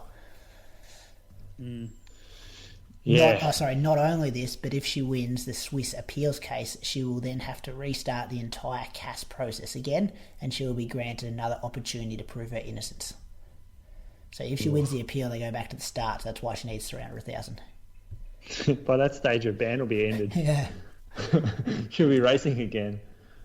It's time to get a job, I reckon, Shelby. She's got a website, clearshelby.com, where you can read the full story. Yeah. Noah Trudy did the best tweet. That was the one I laughed about, that one. I can't think of it off the top of my head, but he called her out. It was pretty good. Yeah. Anyway. And he did a couple of good ones. And there was others that sort of suggested other places to donate that might be more worthy. Yeah. But you have been spending money, Moose, not on your Shelby Houlihan GoFundMe. What have you been buying? You had a purchase? Well, I bought a thing called a glider. You guys got one of them in your house? It's for the baby to sit in, and it's like a mechanical thing, like the snoo, it rocks them back and forth and goes sideways. But it's not a sleep thing. It's like a chill out thing, because we're trying to eat dinner. The baby needs to be constantly rocked in its rocker for it not to cry. Yeah, because it's too dependent on the snoo. So when it's not in the snoo, you need to put in something else. You know what it's called, Moose? One of those old school bouncers, and you use your foot to move it. Or the jolly jumper. That's the blue collar version. The pedal would be a great idea, but at the moment I'm doing it with my hand. So I'm eating dinner one-handed, and I'm there's someone's been in this position before and invented something for this, and so apparently one of them's called the Mummaroo. But I didn't get that one. I got another one called the I don't know what it's called. But she doesn't like it. So I got off Marketplace, tried it for a couple of days. Not stoked. Doesn't work. Put it back on Marketplace. You might want it, Brady. You might want it. How long do you need the snoo for? How much longer you got with it? I don't know, actually. I don't know. It doesn't sound like it's doing a good job. Didn't you say at the start of the show then you've been getting up pretty early and you haven't been getting enough sleep? Yeah, no, she's been sleeping through. She just wakes up early. See, this is the thing. We got nothing to compare it with. So I don't know. What time does she go down? She's still pretty young. She goes down at like 9 and sleeps the whole way through to 5. Yeah, that's pretty. That's good pretty good. Yeah, at that age. So there's no like nighttime wake ups. It's just early mornings, which I can handle. Yeah, especially if you're going to bed at like 9:30. Yeah, which is pretty much it. 10. Yeah. Anyway, so we got that for sale if anyone's keen. We've also Pick up only. We've also got some merch for sale, Moose. We've got them out early. Today got them out. Yep. Hey, I've got to say thanks to the lady for organising that. That was great. Yep, got them out. They're online, so they're on our Shopify site. I don't know where the link is, but it's on our Shopify. And Vault singlets, please read the description. They fit small. If you're normally a medium, you'll be a large. If you're normally large, you'll be an extra large. Smalls are for females and children, or very small humans. But most of the time, normal small wearers will be medium. So yeah, I'm a medium and I'm 58 kilos. You are a half midget, half ripped. I prefer to sort of call it. What's like a really hairy little animal, like a wombat? I'm just hairy on my face, not so much hairy anywhere else. Still trying to get a bit of chest hair. You know who you remind me of? Oh, here we go. Who? The teacher out of Sex Education. That's too Brady. Okay, yeah, but I actually thought of you, not Brad, when I saw the show. He's the best on there. He's great. Have you got up to that scene yet where they go to France? No, I'm just started season 3. So he gets on the bus. It's great. Okay. You enjoy that when it comes around. So merch is available. Did we sell many today, Moose? Because we've got express options if you want them from Melbourne. Ooh. Well, yeah, I don't know whether look, it's a safe bet, the express. Let me just refresh our website because I want to see how many we got left. Like a fair few went. They're going now. People got home from work and they're just buying them. Even since we've been watching, actually. Wait, what's that? There's not many of them, so. No, there's like single digits on everything left. Yeah, so that's on there. We'll put the link in the show notes. Couple of options for postage if you want it quicker. This Sunday at 5 p.m. Sunday, definitely Sunday. We've got the Melbourne Marathon live stream show. So it will be on our social media and the Melbourne Marathon social media. So this should be a bit of fun. I don't think we've done a live show for another organisation before, fellas. Just done them independently on our own socials before. So we better be on our best behaviour for the Melbourne Marathon socials. Brad, you're going to be hosting this one. You've got the gig. Not sure why they listed your name first here. Is he really? Yeah, that's what Zach has put this in here. Tell Brad he's the host. So, because it's because we're going to make the show about Brady. So when Brady hosts, he doesn't talk about himself enough. So if I host, you'll talk about yourself more. Looking forward to it. He is one of the leading contenders for the race. A couple of big panel members in Brady Trelfall and Julian Spence here, which should be good. A couple of special guests joining us. Brett Robinson, the second favourite. I think Tom Do Canto's got that title at the moment, doesn't he? Brett, I don't know how Brett would know it like that, but he will be going in second favourite behind Tom. Miriam Dowie will be joining us for her debut, the Tasmanian marathon, or about to be marathon runner, and the elite athlete coordinator, Tim Crosby, who's going to be talking about different pace groups. He's going to be previewing the elite race, who's starting, who's not starting, any last minute entries or scratchings, any of those kind of things, and a few tips for first-time marathoners at a major event, which I'm sure will be different this time around given the COVID protocols. So that is Saturday. Don't know why I keep saying Friday. Sunday. This Sunday coming up. What's the date of it? The 5th of December? Yep, 5th of December, 5 p.m. Australian Eastern Standard Times. You'll be able to rewatch it if you can't make those times, but it'd be good to see some numbers there. Daylight saving time, Brady. Oh, yeah, okay. Just whatever. That's why Brad's hosting this thing, because they're like, get the guy who can actually get this stuff right to host it. New side project as well. So Road to Nowhere. This is for Patreon supporters. You would have heard, if you listen to Road to Nowhere over there, that it was their final episode last week. A few people wrote in. They threw us under the bus a bit there. They made it sound like we cancelled them, cut them off, didn't want them back kind of thing. But that trio is currently unavailable. So they did their 10 episodes in season 3. Currently unavailable. Not sure what will happen in the future. We'll see there. But we have been doing some work behind the scenes to try and come up with a new bonus show. And I think we've got a pretty good one in the works here, fellas. I don't think we're going to announce it yet, but I've got a couple of teasers. Is that all right? Yeah. Well, happy if I tease it? On paper, it looks more credentialed than Road to Nowhere. Oh, definitely more credentialed. So the new panel, and we come up with a bit of a list. We probably had 10, 12 names on our hit list of people we'd love to put together for a show. And then we come up with our top 3. And I don't know about you guys, but when we sent the proposal out, I was kind of thinking that maybe one of them wouldn't be keen. And if we could land maybe 2 of the 3, it would work out all right. But we did end up landing 3 of the 3. This is what they've achieved between them. So between the 3 of them, they've been to 3 Olympic Games. They've got 3 Commonwealth Games medals. They've got 4 World Championships appearances between them.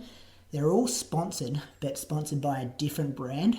And they're all located in a different state in Australia.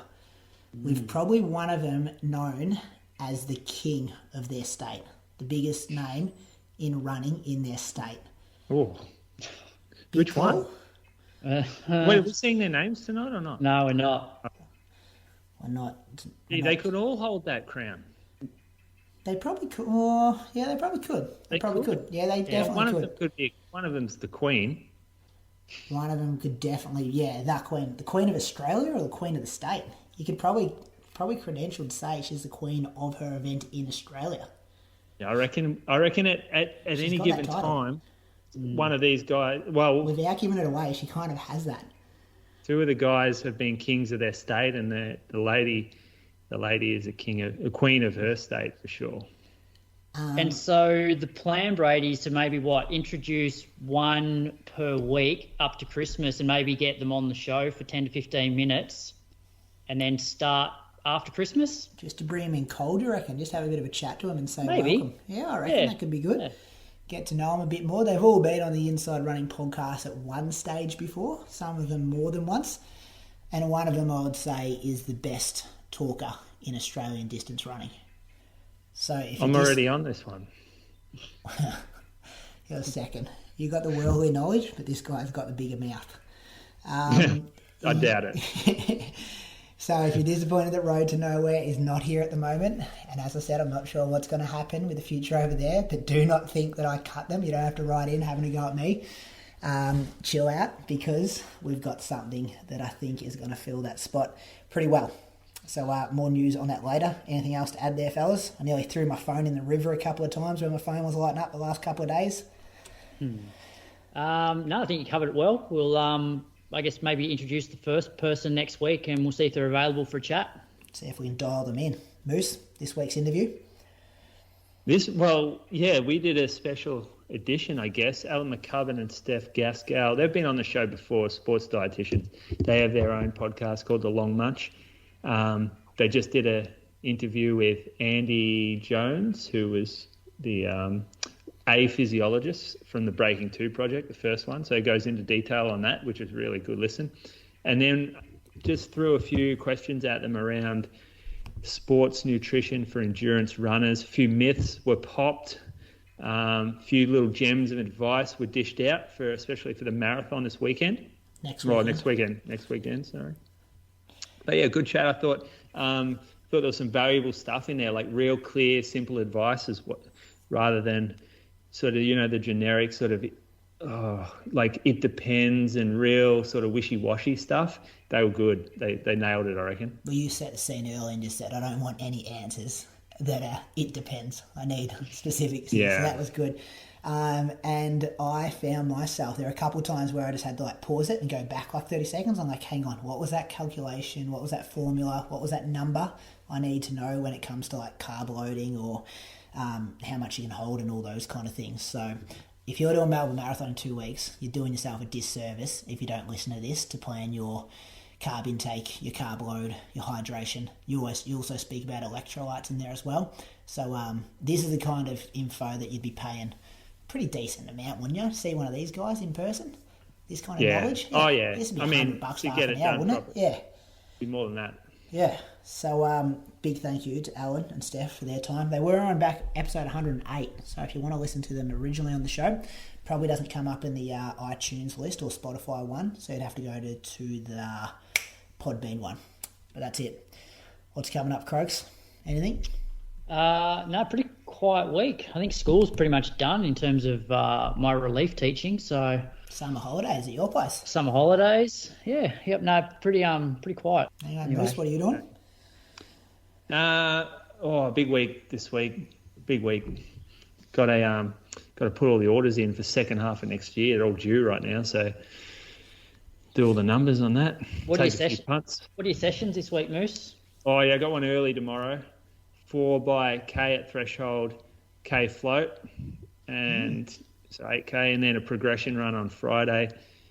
Heart rate increases every 2K over 8K. So 2 8K sessions, both that sort of threshold and below. And then on the progression run, I'll end up over threshold. Just no speed work at the moment. Body, just an old man. Just can't handle it. It's risky. I'm doing 400s tomorrow on the track. Not a good idea, Brad. But I'm not going to. to. Probably Pro, Endorphin whatever. Pros, I reckon. Yeah, as long as you're not in spikes. But then also, there's a difference. Like back in the day, if you did 10 of them off a minute, you'd be running like close to like somewhere between 1,500 and 3K pace, whereas I probably go more towards like the 3 to 5K pace. So they're not, you're not getting super lactic doing it. Yeah. Anyway, that interview's coming up. Talk next week, fellas. Actually, talk to you Sunday. Sunday, 5 p.m. See you then. See you guys. 2 days in a row next week. Sunday, Monday of you two boys. All right, we're done. Founded and formulated by professional athletes and leading accredited sports dietitians, Pillar Performance is bridging the gap between clinical medicine and sports supplementation. Australia's first sports micronutrition brand, Pillar's range is purposefully formulated to support joint health, recovery, energy production, and immunity. Pillar believes that optimal recovery and performance is more complex than just managing your macros, and arguably it's the micros or vitamins and minerals that are the true heavy hitters in performance nutrition. Purposefully formulated with elite outcomes in mind, Pillar uses only the best ingredients at a clinical dose to fuel peak performance. Pillar's opening range is led by Motion Armour, a first-to-market joint protection formulation and triple magnesium and elite sports magnesium for optimum muscle recovery. Pillar has become the choice of Australian sport thanks to their elite formulations and batch testing program, currently working with Ben St. Lawrence, Izzy Batt-Doyle and Riley Cox, along with more than 24 sporting teams across the country. For more information on Pillar Performance and their range of sports micronutrition, head to www.pillarperformance.com.au. To score yourself a discount on any purchases via Pillar's website, use the code INSIDE10 for $10 off at checkout.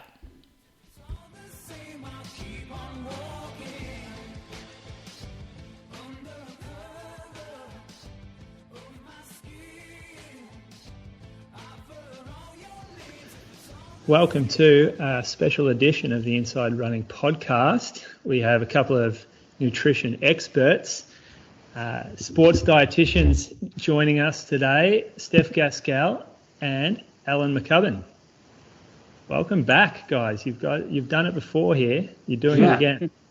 I was going to say it's been a while, probably a couple of years, I reckon, since we were on the podcast. Yeah, you popped up in my Skype contact list, so I know we did it. But I can't fully remember it, but I know we did it. Yeah. And then we've been lucky enough to have you on our podcast too, Jules. That's right, and I did sort of leave that out. But you guys are hosting the Long Munch, which just celebrates, was it 1 year of recording and posting? Yeah, 1 year and the 50th episode in the same week. Yeah, okay. Yeah, and I actually listened to the interview that you guys did for that, and it was brilliant. So firstly, just we'll talk a little bit about it. You guys had Andy Jones on from the Breaking 2 project, the very first one, 2017 sub 2 hour marathon. Now, how did you get Andy? Who was it that hooked that up? I think you contacted him, Steph, but academics are pretty easy to find. If you Google them, usually it comes up to a nice university thing, and universities are very nice to hand out everyone's email addresses and make them public generally. So it's usually pretty easy to get in touch. But the academic community is a pretty small one. we don't necessarily all know each other straight away, but usually we know someone who knows each other, so there's always sort of mutual acquaintances. And everyone's very supportive of each other and very happy to help out. So, yeah, I mean, Andy's done quite a few podcasts. I think ours was a little bit different in terms of having a specific nutrition focus as opposed to more a physiology focus, which he's had on some of the other ones. But, yeah, he was happy to chat to, and he was lovely, and we had a great time. Yeah, it was quite insightful because most of us have probably seen the documentary, and to hear from somebody who was behind the scenes is pretty cool. We had Collis, who was one of the pacers, lives in Ballarat, and so he gave us a bit of an insight from the athlete perspective as well, which was fun. He did that on a live podcast down in Ballarat. Steph, what was the most interesting takeaway that you had from the interview you did with Andy about the project? Yeah, I think for me it was more so just in terms of they intervened with nutrition with all of the athletes, but they didn't kind of overstep their mark either. Like they appreciated that, hey, these guys are doing something right. Like they've been running bloody fast, marathons for a long period of time. We already appreciate, the certain strengths in their nutrition, particularly with Kenyan runners. They have a really carbohydrate-rich diet, which we already know that's really good from a performance perspective. So they intervened, but they didn't overstep the mark. And then they also, got the athletes to make sure that they had time to practice what they were actually changing. And then what was really nice to see was the athletes like Kipchoge and the athletes actually took that on board and they did practice it. And then it was individualized too, so they didn't actually all have the same carbohydrate intake goal or fluid goal. And they refined that as they went. Yeah. And Alan, anything sort of special that you picked up on? Yeah, well, I'm a bit of a physiology nerd. He is more physiology nerd than me, probably like you, Jules. Yeah, so my pickup was more around the physiology side of things. And what's been really good, I think, out of this project is that both Andy and the Nike team more broadly have actually published quite a lot of the data from this. I mean, obviously it's de-identified, so you can't pick out who's Elliot and who's Zerzane in the data, but they tested 16 people as part of the selection process, and it's really interesting to see some of the results out of that. And we didn't touch on it a lot in the podcast. We did a little bit, but, as Andy said in the podcast, their VO2 maxes weren't actually that extraordinary, which you would assume that they would have to be. The average in the 16 people that they tested was only 71 mils per kilo per minute. And I think only one of them, when you look into the paper, was above 77. So, I mean, that's obviously high compared to the average punter, but for an elite athlete, you tend to think about, high 70s and maybe even into the 80s, and there was very few of those in that group. But what they were able to do to be able to sustain that kind of 21.1 k's an hour pace was having such amazing running economy. So they were able to, make the most out of the oxygen that they've got available to them to translate that into pure speed. Yeah. And secondly, they were able to sustain a pace that was equivalent of about 92% of their VO2 max, which is almost unheard of. So the fact that they could operate that close to their VO2 max and just maintain that for a long period of time without, a massive accumulation of lactate and all the fatigue and everything that goes along with that was pretty special. That said, of the 16 athletes they tested, only 7 were able to maintain a steady state at that 2-hour marathon pace. So clearly, the 3 that they chose would have been amongst those 7. And then the final thing that I really enjoyed was picking Andy's brains about how he could try and predict the finish times of the athletes. So I remember back in 2017, I was already following him on Twitter at that stage, and he would put out, sort of predictions of what he thought. And I think even in the documentary, you see him writing it on a little scrap of paper. He pulls it out the day after, and he was only out by about 18 or 20 seconds or something like that for Kipchoge. And he sort of ran through in the podcast that process of how he tries to calculate those times and predict them. Yeah. Yeah, I was wondering why they didn't select Kenenisa Bekele, considering you would consider that he has to be one of the most economical athletes given his track pedigree. I wonder if he was one of those 16 they tested. Yeah, I don't know. And I guess there may have been some guys in the Nike stable that just weren't available at that time because they were focusing on other things as well, potentially. Yeah. And one thing also, in order to be able to sort of be successful in an event like that, you need to be consistent and you need to be injury free. So if you've got someone breaking down every few months, not making start lines, sort of that sort of swingers, what do you call it? Swingers chance or whatever. It's not, it'd be hard to base a project on that. Which is kind of what Achilles like.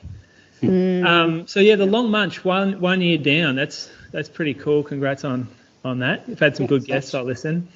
Yeah. So similar to the last question, what's the most interesting takeaway that you've had, Steph, like over the course of that year? There's been a lot. Like I've gotten something out of everyone, really. But I guess one of the things I guess that still gets me is how common we talk about, and recently, relative energy deficiency in sport, and just how common that is amongst athletes, and how, I think that there needs to be more done in terms of how we can try and manage that better and prevent it from happening. And I think that perhaps needs to start happening more from a youth perspective. When we spoke to Izzy Batt-Doyle and just about her experience when she went to the US, and that culture, and just talking to a and interacting with a large number of athletes, and how much of an issue that is. And then when you can see the role that nutrition can play, when we do get it right. So, we've got big implications in terms of health and performance.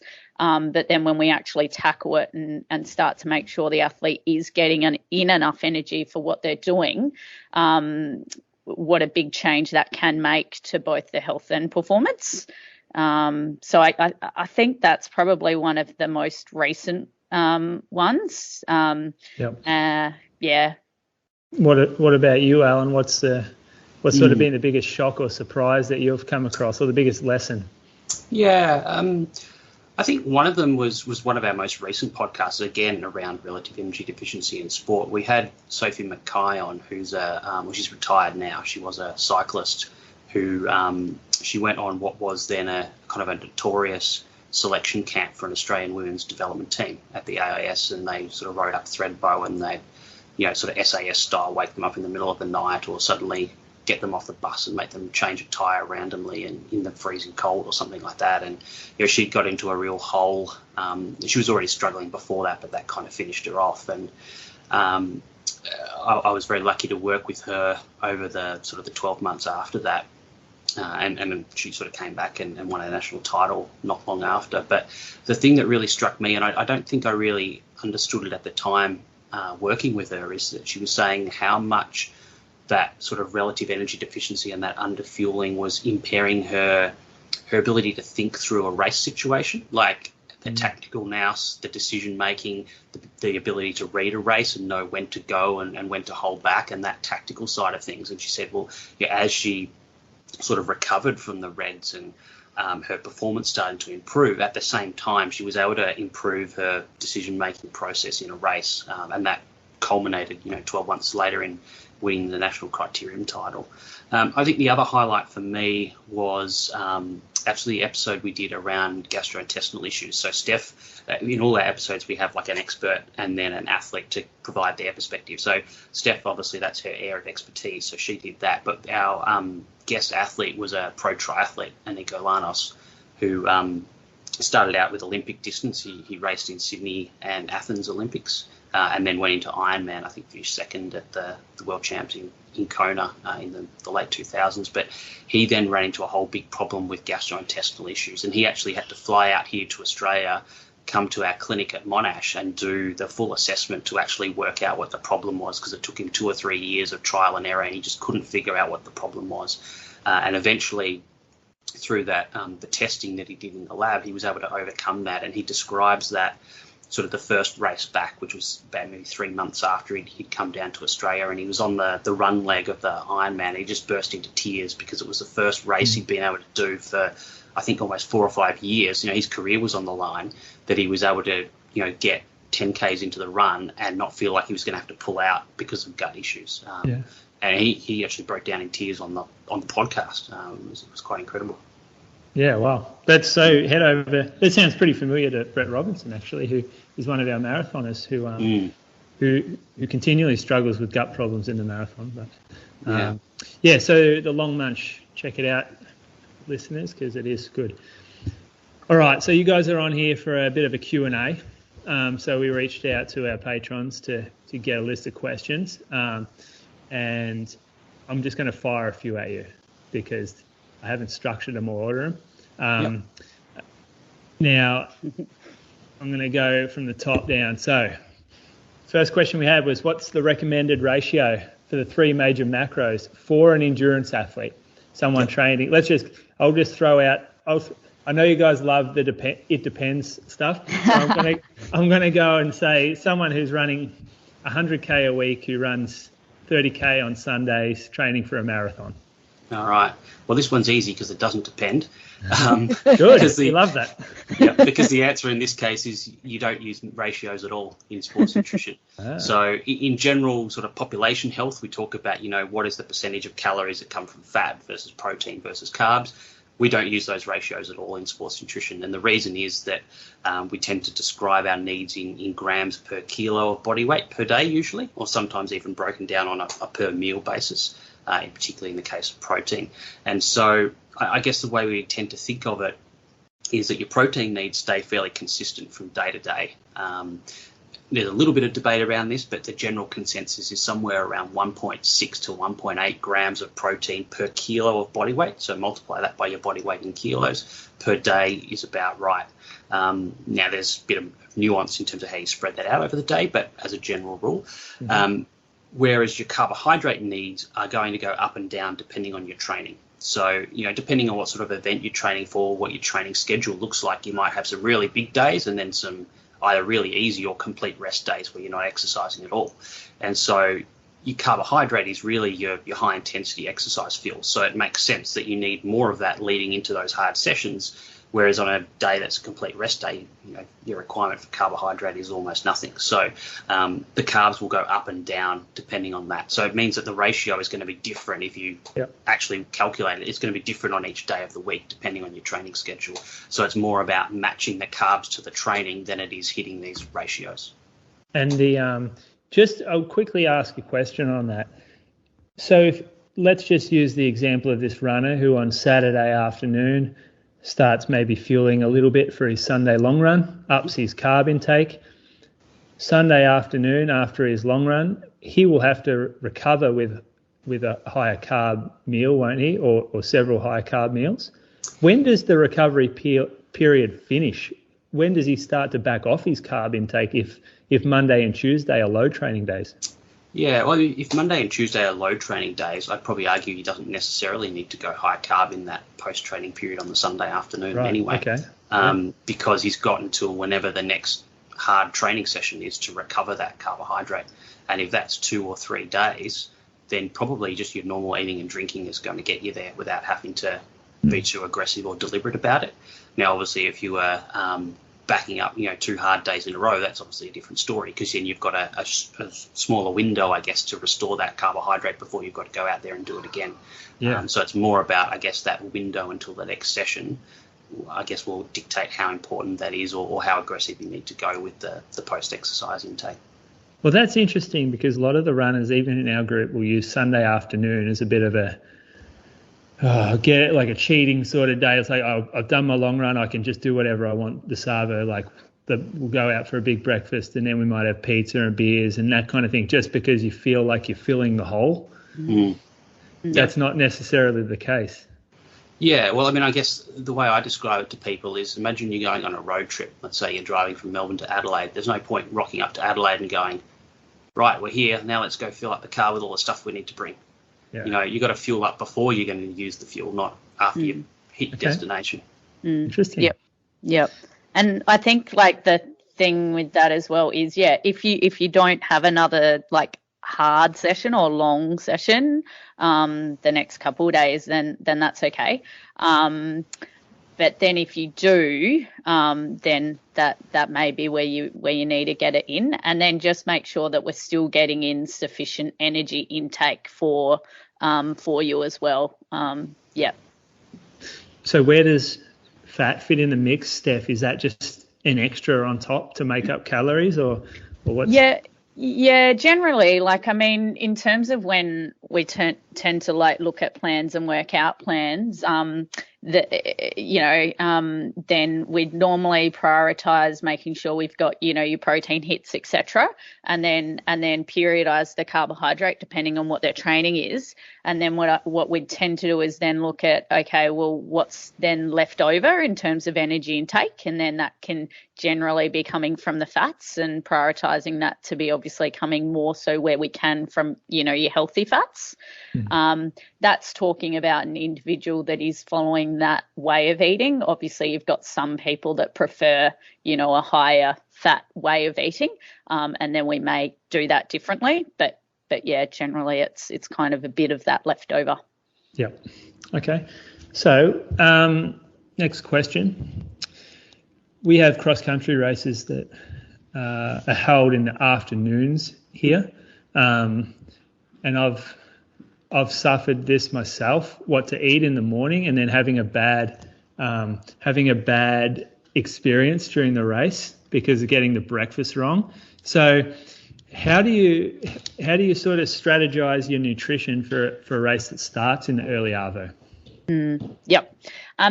So yeah, if it's more running based, what I tend to do is again, some people are going to be a bit more gut sensitive than others, but generally, I guess we're all a bit nervous when we've got a race or a bit excited. So what you tend to do is, like, I'd think about, okay, well, what time is my race? If it's like, let's say it's 2:00, then I'd probably have like a more carbohydrate, more substantial meal at potentially like 11:00. So then you've got at least a few hours for that to digest and be absorbed. And I'd actually also make sure that meal is lower in fibre and not too rich in protein, because those nutrients just make it harder to break down and digest.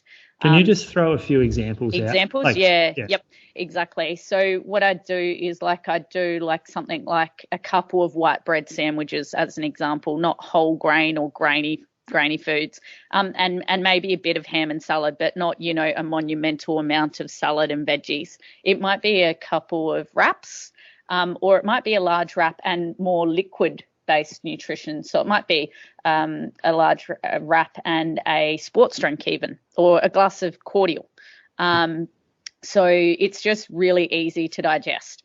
Or it might be, if you do pasta, if people like pasta, it's more tomato based, and I wouldn't have a whole heap of minced meat in it, because then that's again protein, and we don't load up a whole heap of cheese and creamy stuff in there because it's harder to digest. Or a lot of people actually find rice is pretty easy to digest. So it might be as simple as a mince or chicken rice stir fry. Again, not loaded up with a lot of veggies. Yep. So yeah, I'd kind of start my breakfast might be something like as simple as some cereal with some fruit, or a few pieces of toast with like jam or Vegemite, and a bit of sports drink. Then I might have a mid snack if I've got enough time, and it might be a banana or something. It kind of depends when you get up in the morning too. And then I'd make sure as well, like the night before, depending on what the event is, just probably also have that a bit carb rich as well. So it might be as simple as a pasta bog dish or something. Yep. Well, we'll move on to your specialty, Alan. Electrolytes, hydration, that stuff, the ambiguous stuff. So we got Melbourne Marathon coming up. It's going to be in December. There is a chance it will be hot. It could be quite hot. We've actually had a lot of questions in the store, like, what should I be focusing on? How do I get my electrolytes in. So let's say we wake up 25, 30 degrees, race morning. How does an athlete know how many electrolytes they need to take throughout that run, and how do they ratio it compared to how much water they drink? Is there something that they can follow? Not at the moment, there isn't. There is currently zero guidelines on electrolyte replacement, which is kind of ironic because there's, a whole industry set up around sweat testing and measuring people's electrolyte losses and then providing drinks with all different amounts of electrolytes to replace it. You've got tablets, you've got capsules and all sorts of things. But the reality is there is no current guidelines on electrolyte replacement. So it's one of the things that I think most sports dietitians early in their career, they're like, oh, great, there's all this sweat testing stuff. And they go out and do this sweat test and they get a result and then they're like, and now what do we do with it? We know how much electrolytes they lose, but how much should we replace? And currently there isn't any good research on that. It's an area I'm sort of actively working in at the moment. What I can say from the stuff I've done so far is that electrolyte replacement is very much tied to water replacement. In other words, if you're drinking a lot of water, then you're going to need more electrolytes. If you're drinking not much water, you need less electrolytes. So I think in the past, people have kind of said, well, I lose, 500 milligrams an hour of sodium, let's just say, so I should replace 500 milligrams. And they've kind of completely uncoupled the electrolyte replacement from the water replacement. But the reality is that the two interact in the body. And so if you decouple them, you're starting to potentially run into trouble. So I guess all I can say at this stage is probably the more aggressively you're able to replace your fluid, the more focus you need on electrolytes. If you're a front runner in a marathon, it doesn't matter how good you are at grabbing cups or bottles and drinking. You're just going too fast to be able to consume probably even 50% of what your sweat rate is. So you might be sweating out a couple of litres an hour if you're a sub 3 hour runner. There's no way you're going to be able to drink more than a litre of an hour running at that pace. So in that situation, I'd probably suggest you actually need virtually no sodium at all, because essentially your blood sodium concentration is going to go up from the dehydration that you're experiencing. It's only when you, maybe the back markers who got much more access to fluid, much more opportunities to drink it, they're going to tolerate it, they can actually swallow it without choking, they might slow down or walk through aid stations and things, where there's a risk that they'll actually potentially even overconsume water, but they're going to get closer to complete fluid replacement, and that's when you actually need more sodium. In terms of exactly how much, hard to say for sure, but we know it's certainly not 100%. It'll vary from person to person, but from anywhere from 20% up to maybe about 75% of your losses replaced. Yeah. But unfortunately, I can't put a number on it. Yeah, so it is difficult to take water on during a marathon, especially if you've only got the cups as your option. Yeah. And so it's perhaps best not to stress too much about it than the electrolyte component on race day. Totally. And I guess I went into my PhD in this kind of area with this question of, should we test and target replace sodium, or should we just what I call season to taste? In other words, use sodium as, it's a balance for the sweetness of the drinks and the gels and things like that. And so you're doing it from a flavour perspective to make things a bit more pleasant for you as much as anything. And I think in that scenario that you just described, season to taste is probably the best approach. Yeah, good. I think I had someone, I can't remember who it was, but I got a message. Someone had advised that on the body weight loss or water loss, fluid loss percentages and how that degrades performance. But I always remember you telling me that Gebre Selassie lost 10% of his body weight, Steph, when he ran the world record. Yep. So can you just, has anything changed in your opinion around that? It's an interesting one. There's probably a couple of parts to this. One is that almost all the studies ever done on hydration are not blinded. In other words, you do two trials and one of them you're drinking lots of fluid and one you're not drinking any fluid. And it's pretty obvious, whether you're drinking fluid or not. So, there's quite likely a placebo effect in that. because you know whether you're drinking or not. There is a researcher, we actually had him on our podcast, one of the episode that was coupled with your one actually, Lewis James from Loughborough University, and he's done a couple of studies where they've actually used nasogastric tubes to put water in, and so that people don't know whether they're getting water or not. And it does make a difference still. So even if you don't know whether you're hydrated or not, you're better off being hydrated. So I think there's definitely, the 2% is probably still the best guideline we have. It's probably not perfect, and as Lewis described, if you look at the individuals within the studies that he's done, some people can tolerate a 5% body mass loss and not change performance, whereas other people, they get to a bit more than 1% and all of a sudden their performance is dropping off. So it's probably quite individual as well how you respond to that sort of fluid loss. But yeah, unfortunately we don't have much more than that at this stage. Okay, good. Well, next one. Steph, we're getting into your zone now. Mm. What's the typical guide for fueling during an ultra marathon? Yeah. And are there any differences for the front of the back to the back of the pack runners? Yeah. So the typical guide for ultra marathon is what we'd say it is different to like your marathon distance and your half marathon distance. Obviously, we're going at a lower intensity generally, like it will still, change up and down.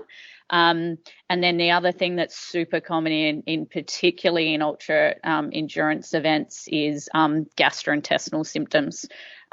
Because generally the longer that we're exercising, the slower that our gut is able to function, digest and absorb. So we think at the moment in terms of research, we've got these guidelines that potentially for females, we may be kind of at 0.8 grams per kilo of their body mass is kind of a target of what we may aim for per hour. And then for males, it may sit at about 1 gram per kilo of body mass per hour. So that may be like a potential target for them. But again, what we do is I'd work out, well, what are they actually currently doing? And then work out, well, what is the pace and what's their aim for the event? And then work potentially towards what that goal is. And so let's say you've got like a 60 kilo athlete, and let's say the female. So we may be working towards 50 grams of carbohydrate for them per hour. But I'm not going to actually have that in a bolus, just like in your marathon as well. What we want to do is have that nice and small and frequent if we can. So I would cut that up into every 15 to 20 minutes of trying to get that carbohydrate in, and then along with a bit of fluid. And that is actually also going to be better for your gut to tolerate, because your gut then has a bit more time to kind of break it down, digest and absorb. And in terms of, is it different for a front, runner or a back of the pack runner? Yeah, for sure. So, if you're at the front, you are going to be generally burning more carbohydrate because your intensity is going to be higher. Your fitness level is better. So yeah, I'd probably be going a bit more towards a higher amount of carbohydrate than a back of the pack. And then just working with that person, like what is their actual goal? Is it just to go out and enjoy? And they're going to be doing a lot more walking, then my carbohydrate intake goal is going to be less. Good. Okay. The fun one, and probably the biggest surprise when Steph, you wrote my marathon carb load program or diet, was the total volume here. This was the biggest shock to me. I thought I had been doing it right until I saw what you had written me, and then I was like, this is going to change everybody, because I was doing more than other people that I knew, and I was doing I was eating half as much as I should have. So I want to run through the carb load. Let's start with your guidelines on carb load. We'll start with you, Alan. How far out do we start carb loading, and what are the key principles of a good carb load? Make sure you agree with me, Al. Yeah, I know what Steph says, so let's compare. Yeah. So in terms of how far out you start, people used to talk about 3-4 days. Nowadays, we tend to talk about sort of 1 to 2. I tend to go sort of, 1.5-ish. And what I'll often do now actually is just to make sure people are comfortable the night before a race, assuming it's a early morning start, is actually kind of stop the loading per se at sort of afternoon tea time the night before, the afternoon before, and then go back to kind of a normal sized dinner, because you've kind of done the hard work then. Because when you eat carbohydrate, the excess that you don't need immediately is stored into your muscles, and it doesn't come out again until you actually use those muscles. So as long as you're not, going out and running the day before, you're not going to use it up. In terms of how much, we're talking about between 8 and 12 grams of carbs for every kilo of your body weight in a 24-hour period leading into the race, and then obviously depending on how many 24-hour periods you choose to do. That, once you translate it into food, is extraordinarily difficult, and this is where the choice of food becomes really important. So, some people just say, okay, I'll just have a big pasta meal the night before. And I say to them, okay, well, you're 8 to 12 grams per kilo. That means you need probably 600-700 grams of carbs in that 24 hours. Well, your big bowl of pasta is giving you the first 100. Where's the other 600 coming from? And that's when they kind of go, oh, okay, there's a bit more to it, just as you described. So I guess in terms of some tips on how to make that easier, the first thing would be to minimise the things that aren't going to get you to carb loaded that come from your food that are going to fill you up. Because when you're eating that volume of food, and you might have experienced this yourself, Jules, did you feel like you were sort of pouring concrete into your stomach come 4 in the afternoon? Yeah, it was just a lot of sickening kind of, because you're putting so much, like you said, solids down. Yeah, exactly right. And I mean, carbohydrate by definition is starch and sugar. So the most compact sources are going to be sugar, but then you're just having all this sickly sweet stuff potentially. So that makes it challenging as well. So I guess the first thing would be to minimize sort of the fiber, the fat content, to some extent the protein content as well. Like, this doesn't need to be a high protein day. And so if you think about, like, lunchtime might be, as Steph described earlier, rice and chicken or something like that. The chicken portion is really just there for flavour. You don't really need it there. And so it's about maximising the rice portion and minimising the chicken portion. In terms of, fibre, this is a time to go for white bread, white pasta, white rice rather than wholemeal or brown rice or whatever, just because you're never going to get that volume in. And if you think about it, if you're eating double the amount of carbs and it's low fibre carbs, you're probably going to get the same amount of fibre just because you're eating more of it by the time you add it all up.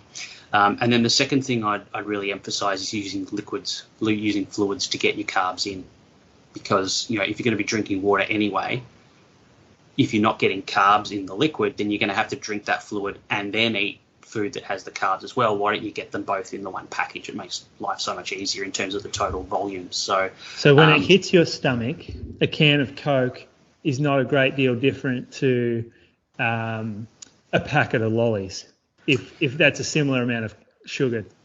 Yeah, well, I mean, it's all going to digest down, even the starch from rice or bread or pasta or something like that. By the time it gets down to your small intestine, it's all broken down into sugar, and then absorbed into you, through your gut. So, it doesn't really matter what it starts out as, is whatever's easiest to get into. I mean, I would tend not to use something like Coke or lemonade or something like that. One, that the fizz, like if you're having a big volume, that's not going to be too comfortable, and also just the sweetness of it. What I tend to use these days is actually just buy like plain maltodextrin, which is sort of the base ingredient in most gels, in some sports drinks as well. And it's basically a type of carbohydrate that almost behaves like sugar in terms of dissolving in liquids, but it has no sweet taste to it. It almost tastes like nothing, really. And so you can put heaps of that into like just a water bottle. You can add, some people might add an electrolyte tablet for flavour, or just a squeeze of lemon juice or a drop of cordial or something. And then you can just sip on that between sort of breakfast and lunch, and then another one between lunch and dinner, and then maybe have one with dinner. And all of a sudden you've got, 200, 250 grams of carbs in without having to really feel like you've, eaten out your fridge. We did a podcast on this with a mountain biker, Karen Hill, and we go through this in a lot of detail. So if anyone's interested in the nitty-gritties of this, I'd suggest going to have a listen to that one. I think it's 9B, our episode off the top of my head. And she actually got to the point where I'd refined it so much for her because she was a client of mine that she was actually complaining that she was hungry while she was carb loading, which I'd never heard in my life, and obviously very different to the experience that you had. Yeah. Well, that's pretty handy if she can get. Is there an upper limit to that? 12 grams? Above that, is it useless? Potentially. I mean, the bigger you are, or the more muscle you have, theoretically, the more carbohydrate you can store, but then it is in grams per kilo of body weight, so it should scale to body weight anyway. So, I don't think there's a lot of point going much above that.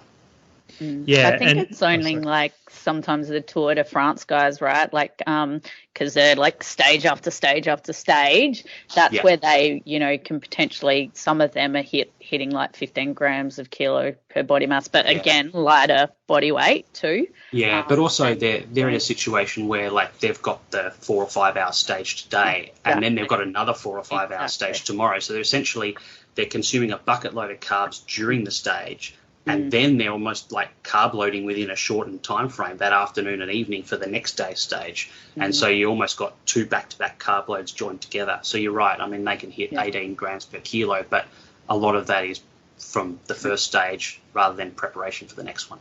Yeah. And in Ballarat, we have Steve Monaghetti, who swore by the depletion super compensation type theory for carb loading. He tells a story about being out at a restaurant and just ordering a steak, trying to order a steak with no potatoes, and about how cranky he got and how hungry he got in the days leading in, and then loading up heavy. How much merit is there in that sort of strategy? Well, when we spoke to Jose, who was on, which episode number was that? You're good with episode numbers. 9A, I think. 9A. There we go. Karen. Yep. Yeah. Beautiful. Like I actually asked him that because I know like other elite level marathoners do it as well as not, recreational will do it too. And it was that Scandinavian model that, that's how carb loading was kind of first known. They did that depletion phase for a few days and then loaded. But Jose was like, there's no kind of extra benefit of doing that to what we know at the moment.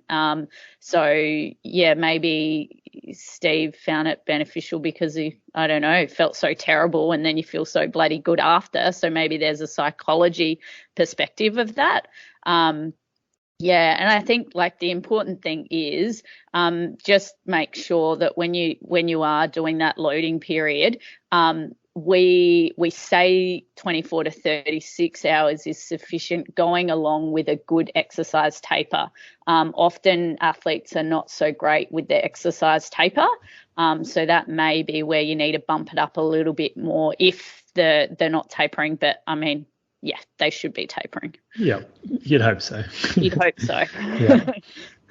All right, good one. Now, the during race nutrition, probably the other most what we're all most interested in. I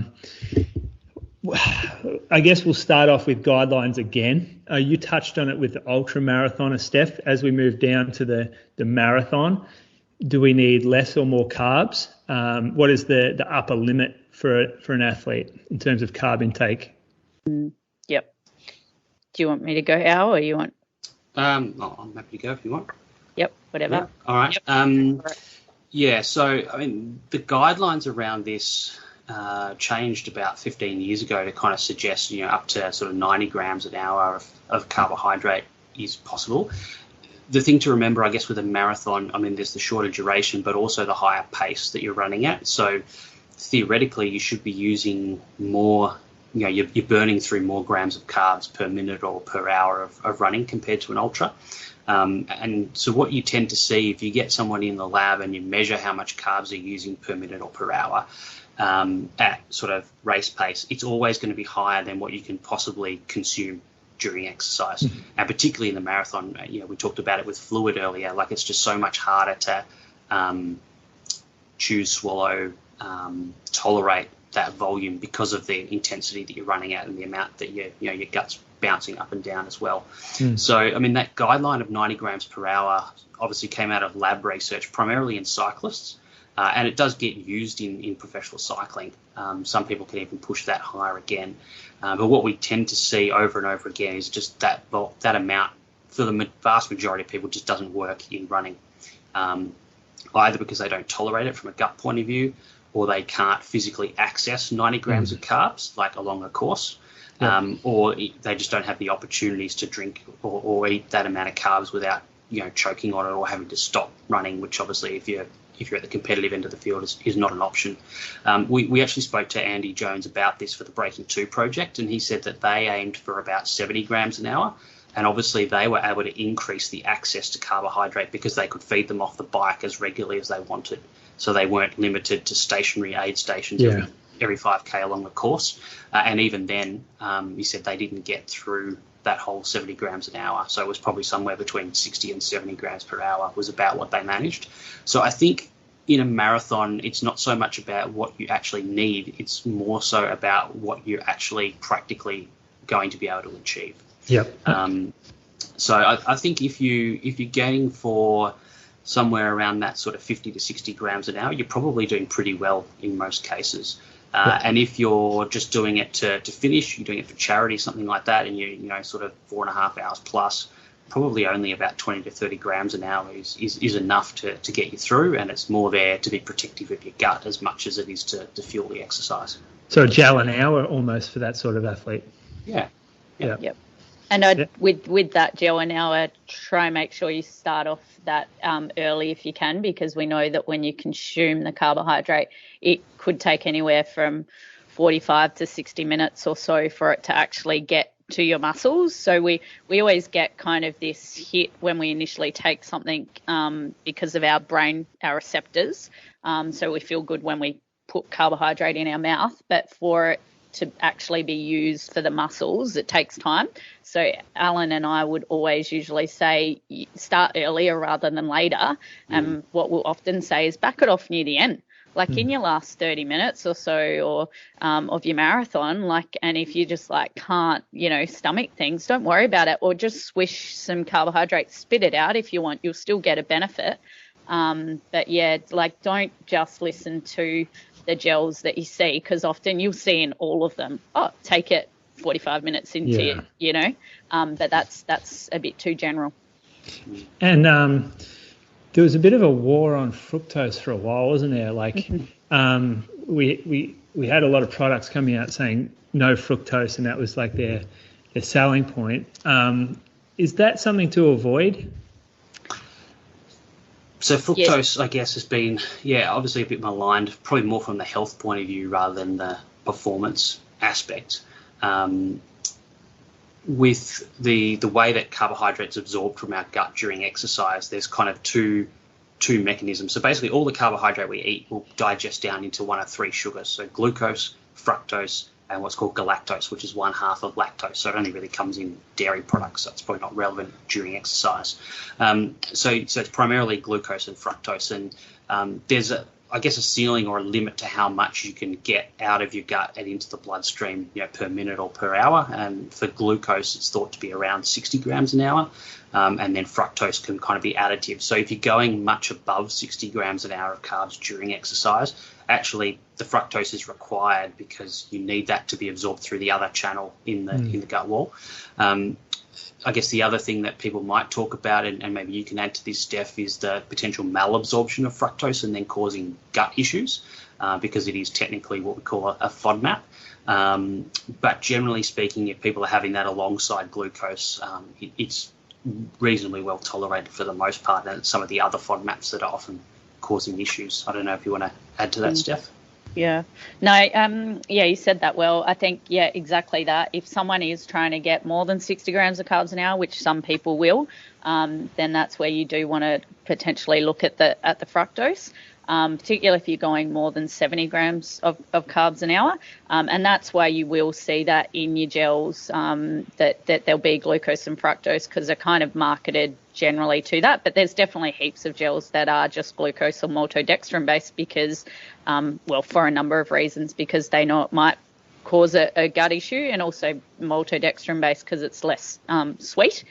And then some people do have problems with absorbing fructose because it's absorbed a lot more slowly. So if you are someone that is at more of an increased risk of gut symptoms, then that may be something that you want to be more careful of. Yep. Okay, cool. All right, so last one, post-run refuel strategy. Was there a recent little study that I saw that came out, something around it's only relevant for carbohydrate, that 15-minute window, was it, post-run, where you need to get something in the first 15 minutes, and protein you can refuel within a couple of hours or something. Anyway, forget that. But what's your what's your rules for post run? Yep. It will. I know you hate that depending answer, so you didn't give me a specific situation there. So, all right. Okay. Sunday long run, 2 hours in the bush. So here you go. 2 hours in the bush. It's a hard run. Thank you. And then, do you have another important session? How long away? Wednesday morning. Wednesday. And when's that long run in the bush? What day's that? Sunday morning, but we're also running every day. Okay, good. Thank you. That's all I need. So,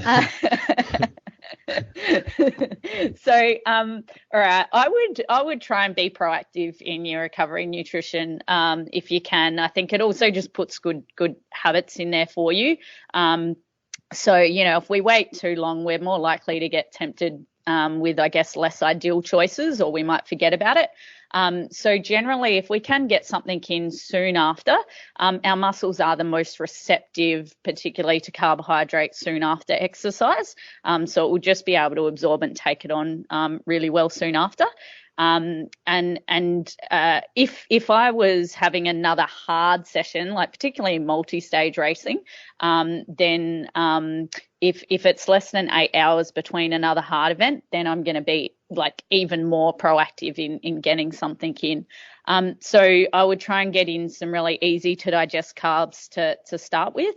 And I generally try and potentially, if you've done a decent run and your gut's not all that settled, just try and do small and frequent intake if you can, because your gut may not be able to tolerate a whole heap, straight after.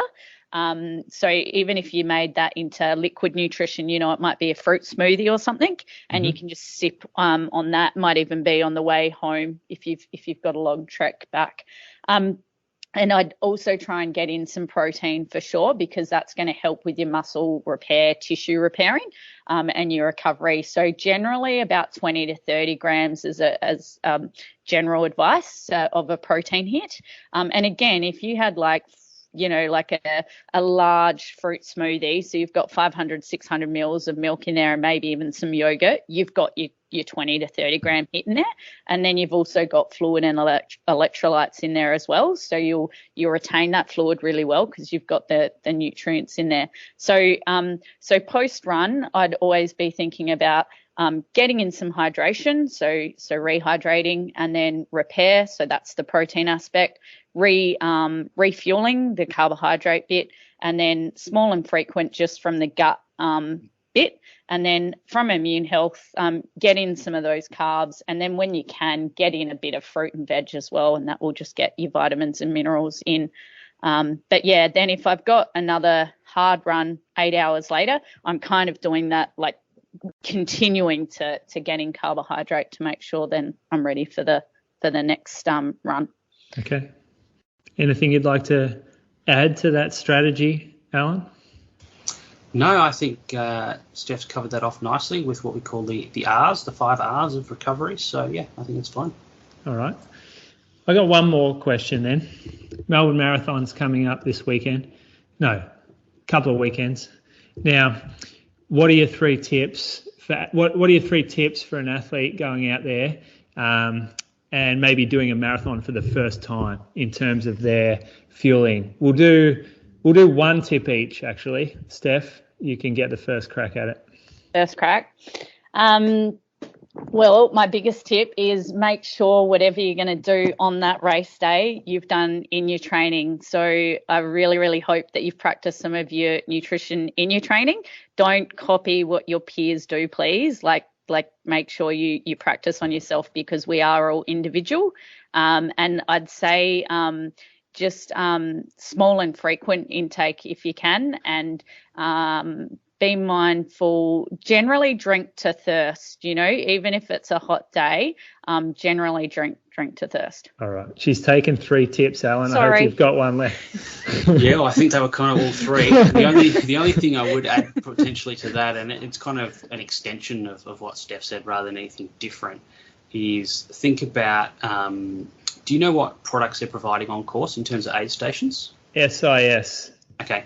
So if you can get hands on some SIS between now and then, so not only practice the quantities, but practice with the exact products that you're going to have on course. Yep. So you don't get any nasty surprises on the day. You don't want to get there and pick up the first cup, have this grand plan to get all your carbs from sports drink provided on the course. You take a sip and you spit it out and you can't tolerate it. And then you're going to break down in tears because your whole plan's just gone out the window. Actually, that was a tip also from just thinking about Andy, and something he learned from Louise too is, all athletes are different, so their tastes are different as well. So you really do need to make sure that you like what you take. Yep. Yeah, I thought that too, and even just wake the senses up a little bit with a different flavour. Surprise. Yeah. Just keep yourself like a little bit entertained almost. I can just see Louise at an aid station like sneaking some menthol into a drink at the 30k mark, and someone's chugging it down and gets this massive hit of cold menthol in the mouth or something. Or something bitter. Yeah. Wake up. They should change that flavour because no one actually likes menthol. And I know it's such a big thing for like you guys in the labs. You love menthol so much, but no athlete likes menthol. I'm giving it a tip. You don't like that minty fresh taste? No, not on course. Only when I brush my teeth. Yeah, fair enough. All right. Thanks so much for joining us, guys. Again, one more shout out to the Long Munch. You're on every platform, aren't you? Pretty much, yeah. Certainly all the major ones. And because it's our 1 year anniversary, our next, well, maybe by the time this is released, it'll be out. Our next podcast after the Breaking 2 one is a 1 year summary where Steph and I recorded it the other day. We've gone through and done like a 2-minute summary of every topic that we've covered over the year. So if you want to not have to play everything back at 3 times speed and find out all the information, just listen to that one and you'll get a summary of every topic. Yeah, cool. I'm a rambler, as you know, so Alan's is like real nice and succinct, and mine is a bit more rambled, but Alan's done a really good job of editing me out in too many rambles, I thought. Well, I'll let Brady edit out today's episode. Yeah, but thanks also to you, Jules, because you really helped inspire us with the Long Munch and gave us some really good tips in terms of just how we actually construct the episodes with an actual question. Yeah, absolutely. Cool. All right. Well, thank you guys, and go check out the Long Munch. Awesome. Thank you. See ya. This episode of the Inside Running Podcast is brought to you by Pillar Performance, Australia's first sports micronutrition brand. Head to pillarperformance.com.au to learn more about their formulations for joint longevity, recovery, energy, and immunity.